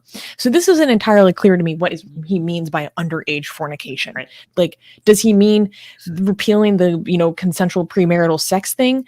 Like, or he's saying that... Yeah, go ahead. No, he's saying, okay, that your problem is not the underage part. Your problem is the marriage part, because you're focusing on underage marriage, but you're not focusing on underage relationships outside of marriage, here's the problem with that line of reasoning. That's already illegal. All right. Why would you, because one of these 2 acts is already punishable under the law, and one of them is recognized as okay by the state, is endorsed by the state. So why, of course, where would your priority be? Like, the state is allowing you to have sex with minors. So you're like, we need to shut that down. Holy crap. And like, oh, why are you not talking about that? That's already illegal. Why? Oh my God. These people are idiots. Yeah. It's kind of like saying like, oh, we need to fight against capital punishment, right? And it's like, oh, if you're against, like, let's say we're fighting against capital punishment in the U.S., right? And like, oh, if you value people's lives so much, why are you not talking about murder? Murder kills lives as well. Like, well, because that's already illegal. This is not like, I don't know. Oh my God, I don't know. I don't know. It's so confusing to me. I think of like underage fornication. I can interpret that 2 ways. Are you talking about people who are like legal adults with a significant age gap, like having like a relationship with a minor? Like, that's problematic. That's not a kind of quote unquote fornication that I'm okay with. Of course not. But are you talking about people are against? I'm sure these people are against that as well. I have a feeling that these people are that these campaigners, I don't think these campaigners are like, oh yeah, like 50-year-old man shouldn't be able to have sex with a 9-year-old inside a marriage. But hey, outside of a marriage, we're liberal. Yeah. Like, we can like outside of a marriage, that should be fine. I don't think that's the direction these people are going with. Okay. But if you're talking about underage quote unquote fornication in the sense that there are people who are legal minors that will have sex with each other, like, teenagers have been having sex with each other since time immemorial. As long as it's consensual, like, I don't have a problem with that, like, necessarily. Like, be safe, like, be consensual, be smart. But yeah, like 16, 17-year-olds they're gonna have sex with each other. Have you heard of Romeo and Juliet? Like, they're teenagers. Come on. Like, I mean, that's why you have Juliet laws. Is that what they're called? Juliet laws. So in the United States, they're literally called Romeo and Juliet laws. Romeo and Juliet. So you can't have sex with a minor unless you're a minor or close to it. So that makes sense. That makes a lot of sense. Yeah. Or if there's a very small age gap. Like, because here's the thing. If you're in high school and like you're 17, your girlfriend is 16, and then you become 18 and you're still in a relationship, that shouldn't be considered a crime, because like they were in they're peers, they're in the same age group, like they were in a relationship before, like all that stuff. I don't know. But that really got to me. It's like, well, if you care about underage marriage so much, why don't you care about underage fornication? I'm like, sir, do you you don't see the difference? Like, yeah, one of them is being endorsed by the state. God damn it, by the religion and the state. Okay. I thought this comment was funny, so I wanted to highlight. Brother Ben said, "Hello, beautiful people. Thanks for waiting. Let's begin." Yes, he's right. He says this every time. It's like, I showed up. Now the party can begin. I love it. I imagine him like opening the front door and being like, "The party's here." Yeah.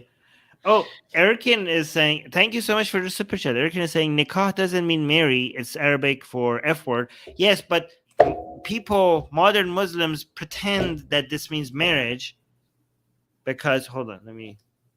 So that F word is in the gay word? No, as in like having sex. But, okay, so this is debatable. Nikah is marriage, but it's just so loosely. It's a gray line between. It's basically because Islamic. It means Islamically halal sex, right? So Islamically allowed sex. People translate that to marriage. Then, do you understand what I'm saying?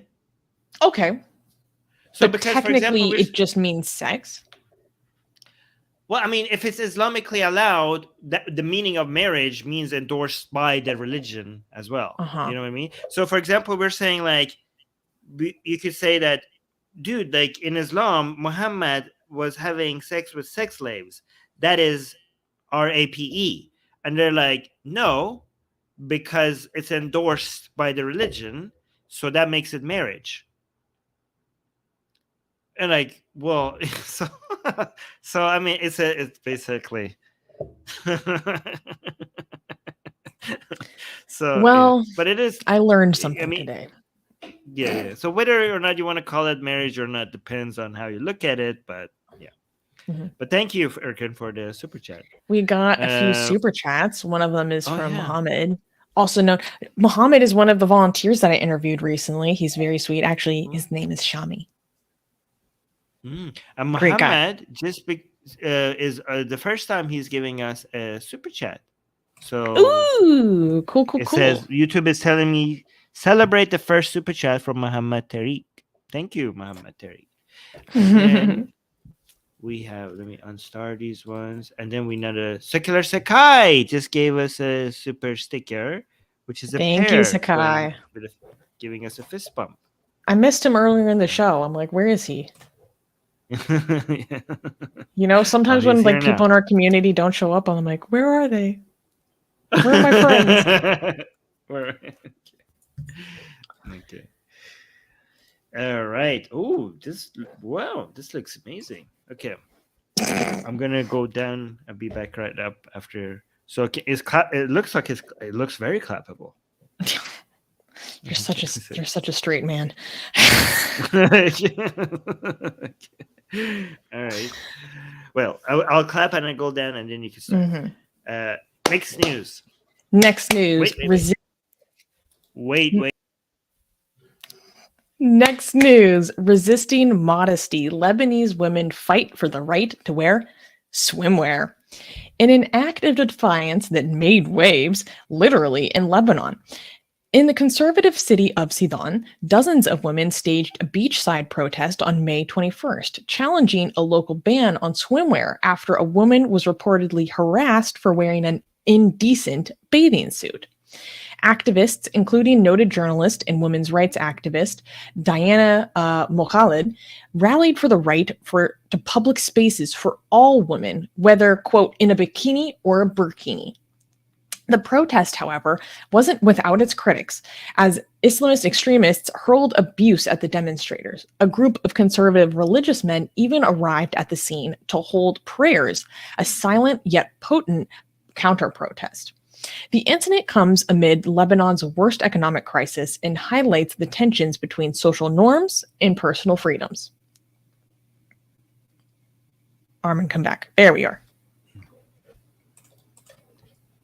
So apparently there was an incident where there was a woman at the beach and some conservative religious dude started harassing her for the bathing suit that she was wearing. And then this started an incident where the city put up signs basically reminding women to wear decent attire, blah, blah, blah. And then a lot of women had a backlash to this and they were protesting. They're like, no, we have the right to be in this public space. We have the right to be here, and we have the right to be here wearing what we want to wear. And, F your modesty standards. I have the right to wearing what I want.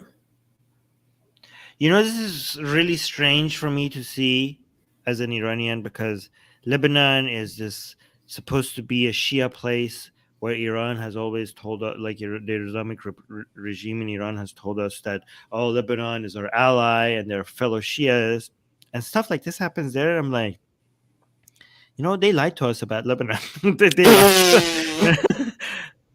They lied to us about what Lebanon is like. You mean in terms of it's more progressive than you believed? Yeah, I mean, is this a picture of Lebanon? We could not, as kids, when we were told about Lebanon as kids in Iran, we did not ever imagine that something like this is even possible. That's so interesting, because here in America, the image that I got of Lebanon was that it's way more modern and moderate. Like, it was considered like the Paris of the Middle East, until it took such a bad turn economically.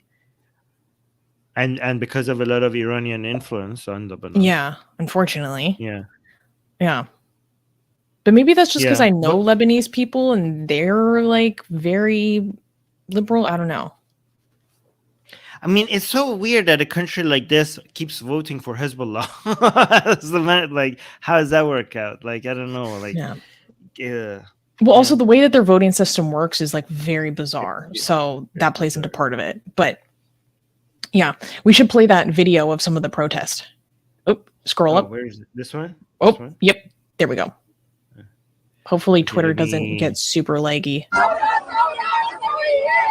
Wait, let me full screen it. There we go. It kept into the same screen.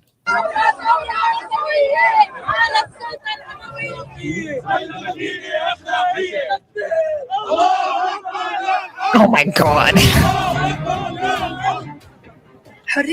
So the other side, there are Muslims who are fighting anti-bikini, and they're saying Allah Akbar to fight bikini. This is amazing. You need to use the powerful word of God to fight the powerful bikini, I guess. Takbir, like that. Oh my God. So these are the women rights at their left side, and then the Muslims who are saying Allah Akbar on the right side against the bikini. حرية النساء باللباس وبارتياد الأماكن العامة مقابل رغبة مجموعات بفرض تفسيراتها الخاصة لموقع وحقوق النساء. الحين بس بصيدلة ممنوع بصيدل المايوهات. ليش؟ لأنه ممنوع، لأنه هيك كان المشهد بصيدا احتجاج نسوي بسبب منع السيدة من ارتياد الشاطئ. All I understood was ممنون. قابلوا تجمع لمجموعات تعتبر حالة وصية على النساء وبتحدد المسموح والممنوع حتى الأماكن العامة. These are religious women. هالأمر تكرر بالسنوات الأخيرة حيث منعت نساء من ارتياد. You know, we had this in the U.S. as well, right? What? Bikini laws? No. I think you find some pictures. Like we had police at the beach. Oh yeah, look at this. So this is the U.S. Yeah, I was thinking about this. This is a really famous photo. Yeah, so in the U.S. in 1922, these women, the police, they're not supposed to. They're supposed to cover up. You guys had your own Sharia there, so these women were showing too much skin, and the laws were that they have to cover. Their skirts can't be that short, and they can't be showing too much leg. So you literally had people coming in with measuring tapes to see if they are obeying the laws or not. This is in 1922. Oh my God, that photo is bringing back so many memories. Because like when I was in Catholic school, like I would have my skirt measured so many times. The uniform of my skirt would be measured so many times, literally like exactly like that. I think, now that I say that, I think this is probably why I have some issues wearing shorts to this day. Now that I say that out loud, that's probably why I have some problems with modesty. And look, this is like the girls are lining up. The police is measuring how much skin they're showing to see if they get a fine or not. This is the U.S., guys. This is the United States of America. But but 100 years ago. Yeah, so 100 years ago. So now we're saying in Lebanon. So if it takes the same amount of time, I think it will take much less. But this is good because the U.S., this is how backward the U.S. was just 100 years ago. And now it's not like that, right? Oh, wait, it is like that. Woman arrested in U.S. for wearing tiny bikini on the beach. Oh my God, it's still happening today. What is this? But she's this wearing is like 19... Well, here's the question. What level? I mean, this is a broader conversation that I don't think we can have right now, but it is interesting to consider, like, what is the level of clothing that should be required at the beach? Because that's like a G-string. Nothing. Well, what do you mean? That's okay. What she's wearing is fine. Wait a minute. Is this like now? What the hell? I'm so upset about this. What do you mean nothing? It shouldn't be nothing at any beach. It should only if it's a nude beach. I mean, you should be able to go topless for women on any beach, I think. I think that should be fine. Yeah. I think like the most you should like cover is genitals, and also you should have beaches where you don't even have to cover that. Like where children are not going. But I think topless should be allowed on every beach. Unless you get men to cover up as well. Men, put it away. Put those nipples away, you horse. It's so funny when you do that. I love it. Slut shaming men as a joke is pretty funny to me. I'm not gonna lie. Horse, dirty horse. When I do that, I'm actually doing an imitation of my friend Mujahid, who's actually Lebanese. So funny. Oh, okay. He's so funny. You dirty horse.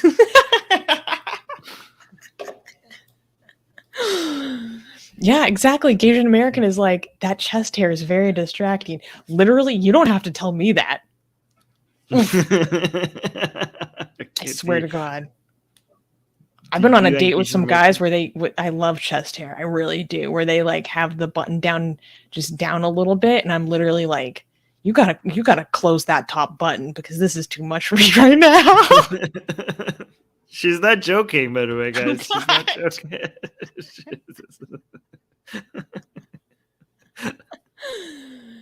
Oh my God. Oh my God. Okay. I love oof. And then when guys shave their chest hair, it's so sad when they shave their chest hair because they think it's like dirty or unhygienic by their like cultural standards. And I'm like, no, my king, don't do that.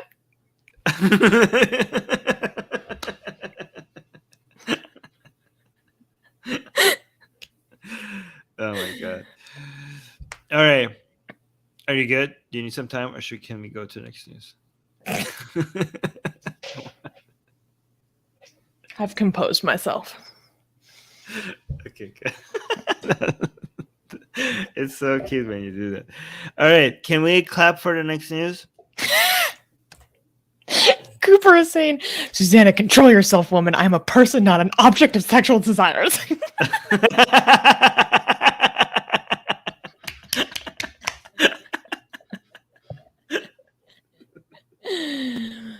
Oh my god. Okay. Clap for the next news. We should go. I think you see, Right. you're saying. I think you're looking at more. You want to highlight more comments, don't you? Like, yeah. Okay, go ahead. No, it's fine. You're good. So I'm thinking about some really beautiful chests I've seen recently, and it's okay. Let's move on.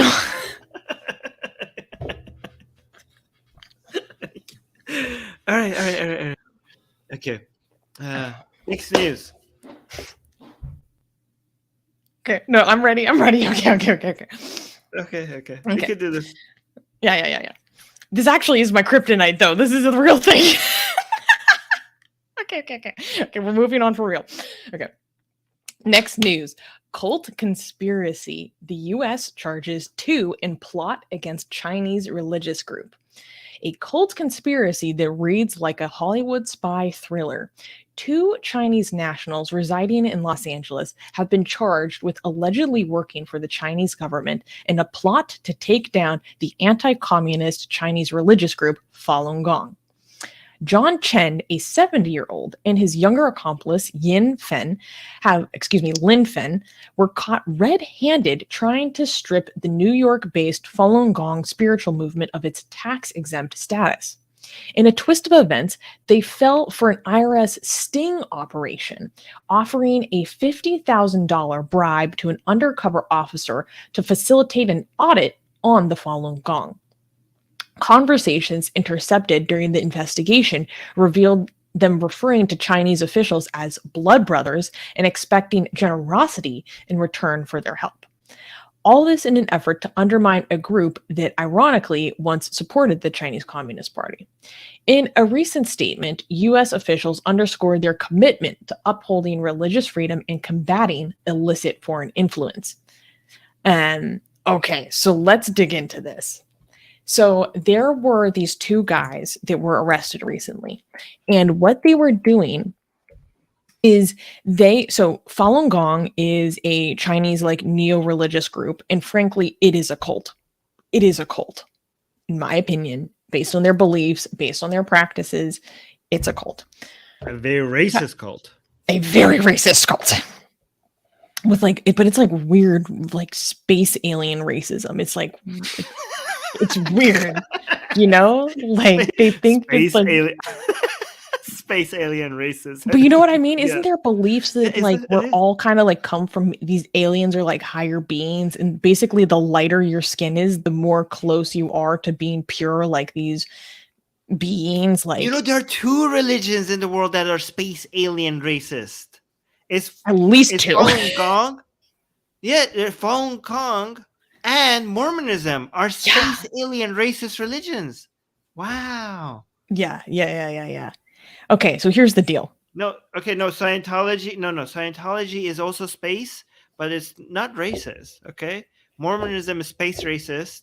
Falun Gong is space racist. Scientology is just space, insanity. I don't know. Yeah. So here's the deal. Falun Gong, it started in China. It was banned in the 90s. When there was a protest of 10,000 people, and the Chinese government realized how many followers they had, and they got freaked out. They consider it one of the 5 poisons or something, one of the 5 threats to the communist regime. And people who are part of Falun Gong in China are tortured, legit. They do face legitimate severe persecution. Let's be clear. However, that doesn't mean that their beliefs are not bad, and a lot of their practices are not abusive. That's also true. So here in America, they have nonprofit status for part of their organizations, right? And what these two Chinese nationals were trying to do is they were trying to bribe someone that they thought was from the IRS to get this person to basically open an audit on the nonprofit status of Falun Gong to try to get it revoked. So they were trying to like take them down from the inside, take them down from the IRS. And so what they did is they were talking to this person that they believed worked for the IRS. It was an undercover agent. And they put down a down payment of $5,000 to initiate like this bribe, right? And they were going to do a total of $50,000 bribe. And they received a letter back from this undercover agent that was a fake letter on IRS letterhead, basically confirming that they were going to open this audit. And then the US government tracked them as these men then went to go communicate to other people saying, look, they agreed they're going to open this audit on Falun Gong, and they were celebrating, blah, blah, blah. So now these two Chinese nationals living in Los Angeles they've been apprehended. They're going to be prosecuted as unregistered agents in the United States, along with other criminal offenses. And they innocent until proven guilty, but they are going to be facing charges for this kind of activity. All right. Interesting. What do you think about like China trying to take down Falun Gong in the US? I think Falun Gong loves this. The people in there, it makes them relevant. Yes. I think this is I think they are accidentally promoting them, and they also want to be victims. The cult leaders feed upon the victimizations of their members. So anytime China attacks them, they just take that opportunity as a way to promote their cult. Yeah. There was this one statement from, sometimes every now and then I have an American moment, where I'm like, America, F yeah. And there was this one quote I wanted to read. Oh shoot, where can I find it? Basically, oh no. Okay, I don't think I can find it. But it was this statement about how the US does not tolerate this kind of interference. And I was like, that's right.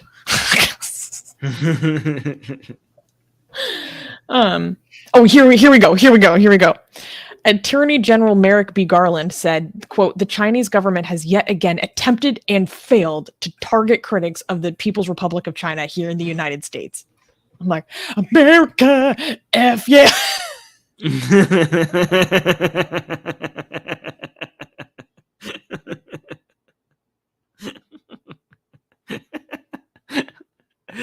I love that.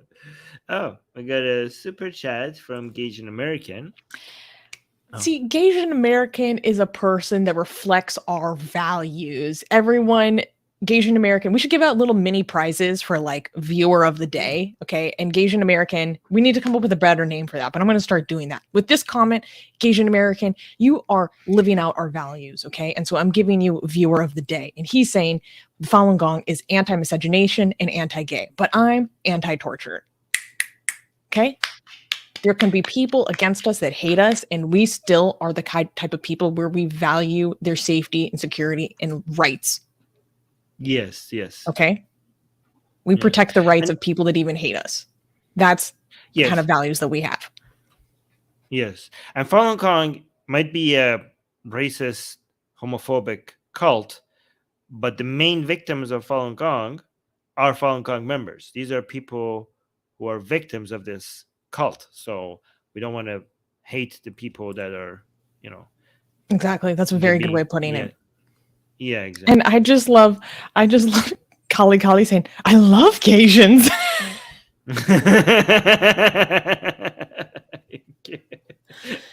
Oh my God.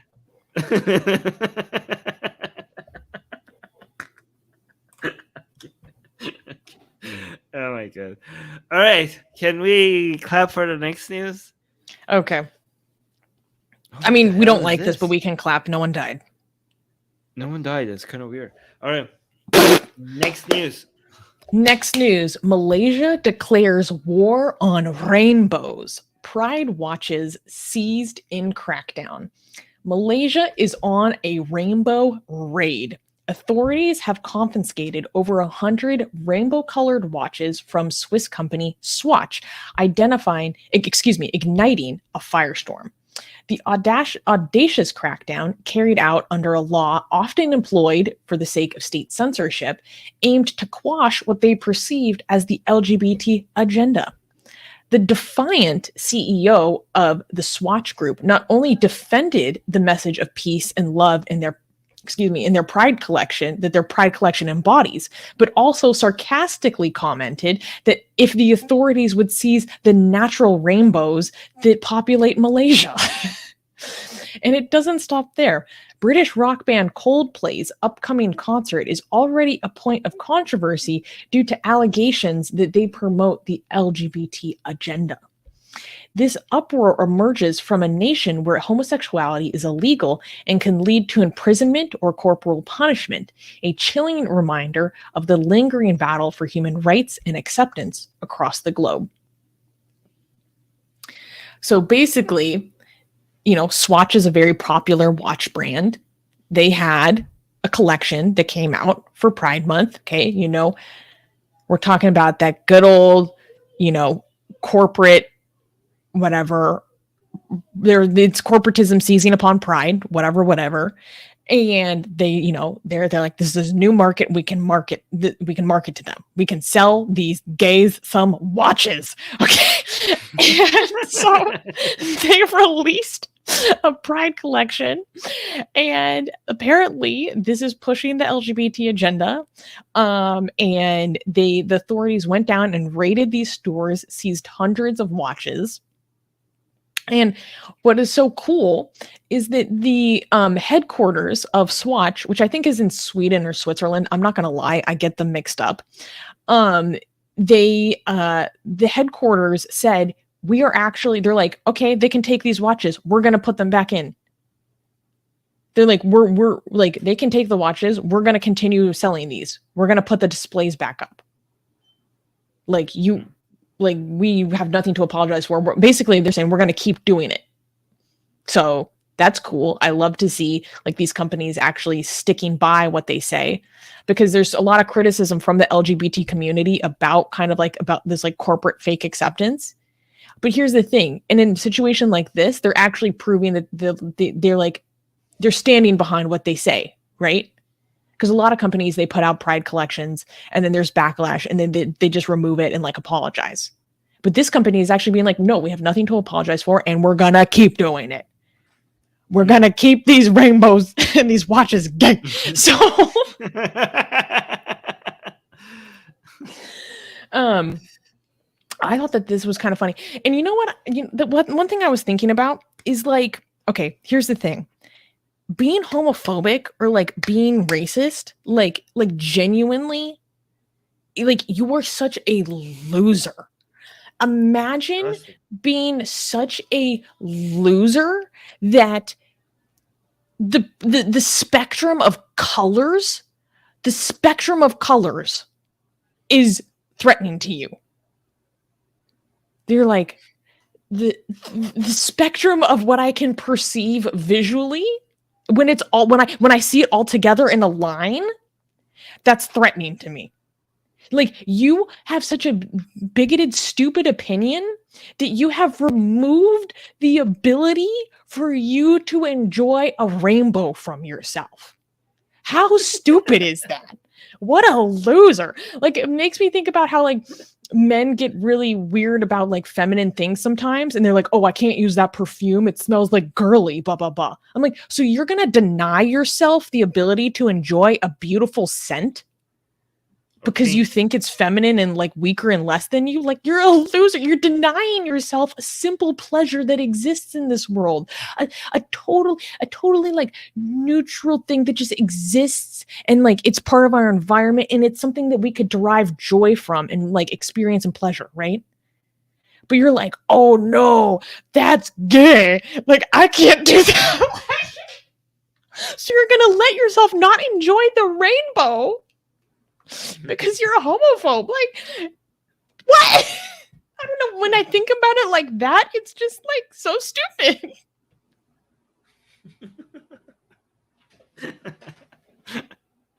That's funny. I don't know. That was a little bit of a rant. What do you think, Armin? I completely. It's just I love it because it just makes them so ridiculous because they're at war with colors.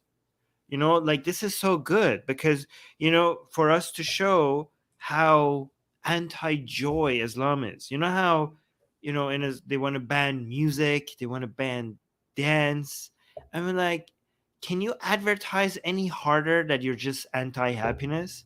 Okay, and now they want to ban colors. Like it's colorful Kenny has the thing. funniest comment: light wavelength phobia.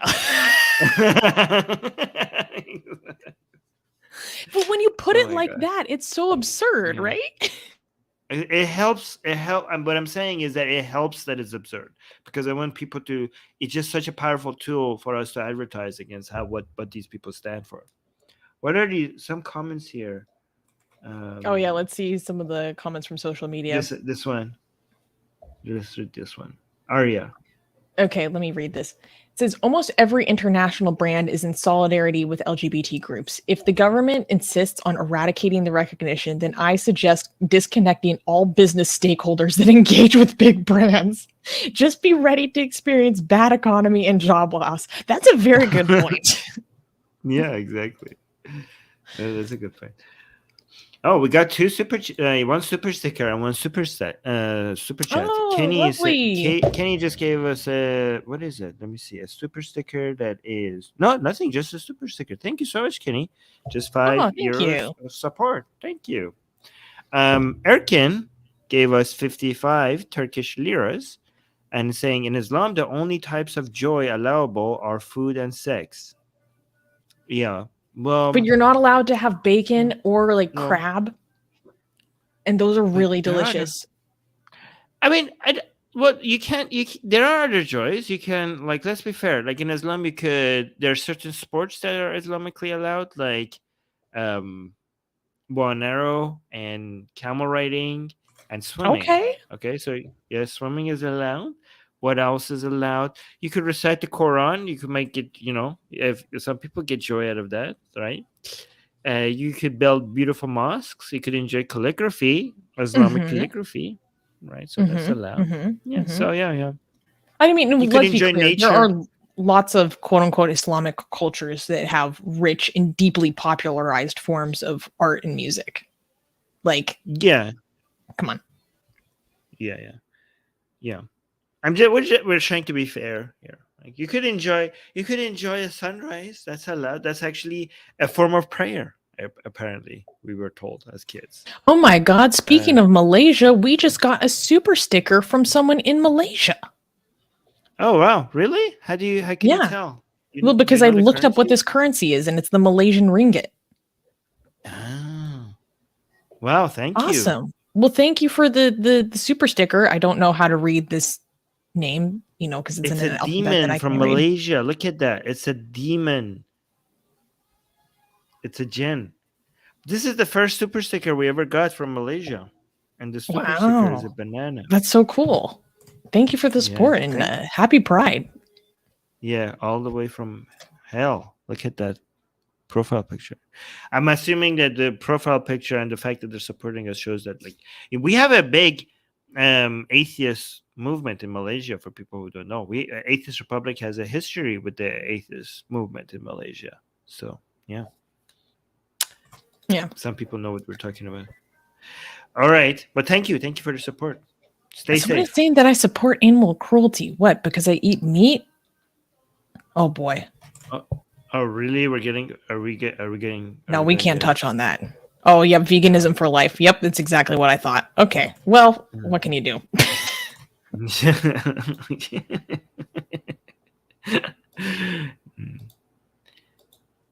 I'm good. Yeah. Anyways, let's get this. Veganism makes no sense, by the way. Just so. Either way, I got health problems. I need it. So. No. Veganism makes absolutely no sense. I've already done debates on that. So if you guys want to go watch that. Anyways, Can we In clap that for the next debate, news? Armin admits that he would eat bibis. Babies. Wait, what babies are you talking about? I'm kidding. I was making a joke. Okay. All right. Can we clap for the next news? We don't like this, but no one died, so yes. No one died. Okay. Not even animals? Actually, no. No, okay. Next news. Next news. The end of secular education in Texas. Shocking chaplain bill passes. Texas is on the brink of a seismic shift in its education system. In a shocking turn of events, the Texas Senate has just passed a bill that opens the door for religious chaplains to infiltrate public schools. The controversial Senate Bill 763 allows schools to hire unlicensed chaplains using emergency funds to provide mental health support to students. Despite attempts to impose restrictions on these chaplains, such as accreditation requirements and prohibitions on proselytization, all amendments were defeated.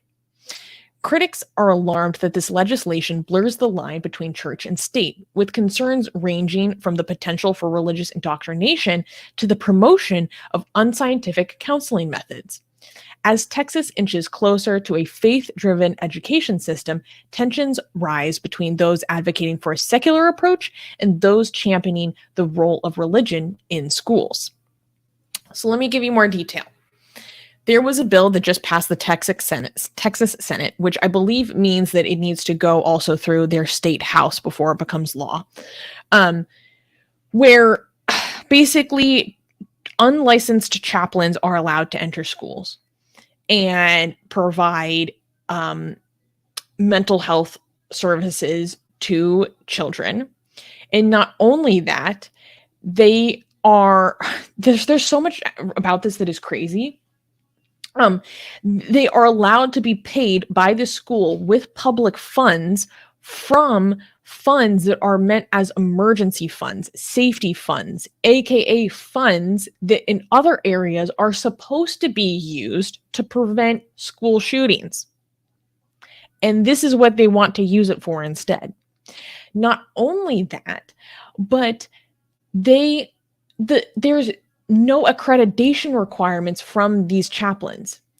That is less requirements and credentials than you need to go serve prisoners, criminal offenders. There's a higher standard to go provide chaplain services to criminal offenders than to children. And there were attempts to make amendments to make sure that they are not allowed to proselytize to children, make sure that they're not allowed to engage with children without permission from their parents. But those amendments failed. And the people who are defending this bill are like, okay, but technically when it comes to the different school boards across the state, they are allowed to put on those restrictions on a case-by-case basis. Like if one school board wants to put on those restrictions, they're welcome to. But it's not inherently part of the law itself.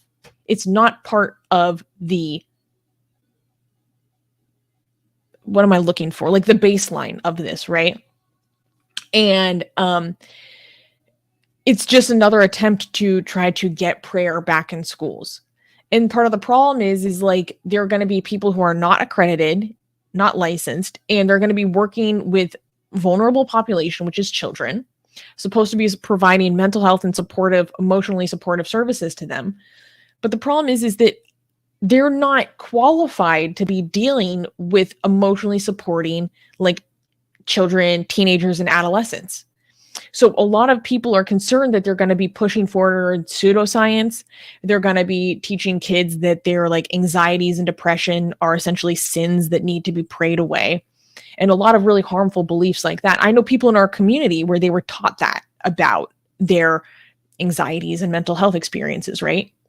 By unlicensed pastors and stuff like that. So people are really, really shocked and concerned about the direction that this is taking. Where do you think this is heading? This is like scary future.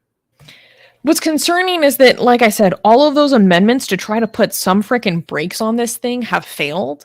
And like kind of the main thing that stands in the way of this right now is just the US Constitution.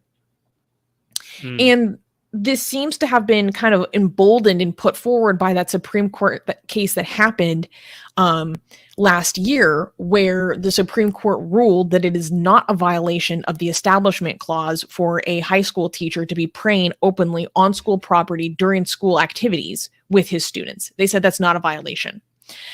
And so that decision by the Supreme Court last year set this really dangerous precedent. And now we're seeing that how conservatives are taking advantage of that, right? That they're like, okay, this has opened the doors. This has opened the floodgates. Now we have the ability to explicitly get this back into school in a way that we did not have at all before. And I'm concerned about, I don't know if this does go into law and this does, if it is challenged and goes to the Supreme Court would probably be sympathetic to nonsense like this, especially based on their history. Thank you, Trump, and people who decided not to vote for Hillary because they're all just as bad. This is your doing. God, yeah, literally. Is the freedom of just quick answers? Is the Freedom from Religion Foundation involved? Like, oh, of course, yes. Yeah. Okay. Good. Yeah. So, and also Mustafa and I are asking, is Church of Satan also maybe get involved? Ooh, I can't wait to see how. Yeah, the Satanic Temple, how they'll use this bill Satanic against Temple. them. Awesome. Yes. You have a good point.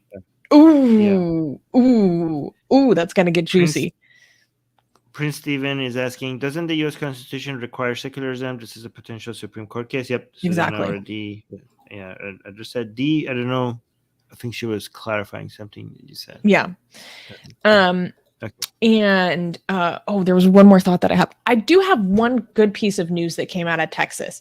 A few weeks ago, we talked about how there was a bill that was going through to make it so that Texas schools had to display the 10 Commandments, which is absolutely insane. But the good news is that bill failed. So that was an update on that story. So, but now we have this nonsense. Okay. We got another super chat from Had Ibn Ad. Did I mention his or her name last time? No, because I can't read that. I can't read that alphabet. Had Ibn Ad, which means Had, the son of Ad. Nice. And we got another 4.9. What is that currency again for Malaysia? Malaysian ringgits. Ringgits. Thank you so much. Thank you, Had. Thank you for the support. Yeah. Cool. And let me see. Yes, I just need to get. I know that I have to share my screen. I have to. No. I have it. I'll do it. Oh, you do? Yeah, I will do it. Yeah, I have it. Okay. All right. We got the last news. Can we clap for this one? My God. You know we can, Dylan. Oh, my God. Okay. All right. Next news. Armin Navabi is co-hosting the Atheist Experience today. It's happening today, you guys. Armin, bring it forward. Oh, I thought you. It's happening in 3 hours. So I think 3 hours. Yeah, less than 3 hours, or about 3 hours. Yeah. On my computer, it says 4. Actually, let me get you guys the link. Yeah, I can put it in the chat. Oh, you did it already? I did it too. Okay, so guys, come over there. This is so exciting for me because I don't know. I hope all of you know about the Atheist Experience. I'm assuming that most of you guys know what this is. This is a channel that we grew up with as teenage atheists. This was the main channel that exists back then. There weren't that many atheist channels when we were kids, and from atheists from all around the world, this was the channel that they tuned into to see atheist content. And for me, like, I could not ever imagine as a kid that I was watching this, people like daring to talk about atheism, or like, who are these people? Now I'm going to be on that channel. I don't know if you understand how big of a dream come true this is. Like, So imagine being on a platform where one day you looked at as a kid in Iran with awe and admiration, and looking at that and thinking like, who are these people? That's amazing that they're talking about these things openly out loud to all these people. And they're so like, challenging everybody to come at them. And then eventually grow up and be invited on that channel as a co-host. So I don't know how to explain how it's so cool. I mean, the atheist experience has been so seminal in the secular movement in not only America, but across the world. I mean, they started out on public television in Austin, Texas, like in the 90s, I think. So they've been, doing this. And for those who don't know, the Atheist Experience is a call-in show where anyone is welcome to call the hosts who are atheists, and they discuss religion. And a lot of time it's, theists who are calling in with their claims about God. They call in and talk about their reasons for believing and why that we should believe. It's a conversation back and forth often of, why should we believe? It's about faith. It's about epistemology. It's about debating different aspects of scripture.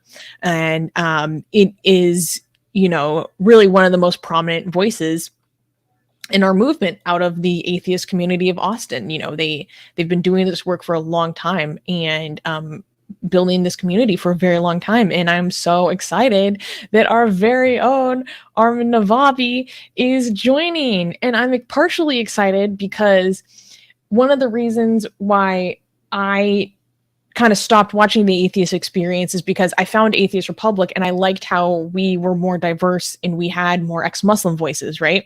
Like, they're more Christian focused. So I'm always really, really, really happy when there are ex-Muslims and ex-Hindus on the Atheist Experience, because I think that variety is really, really valuable to our broader movement.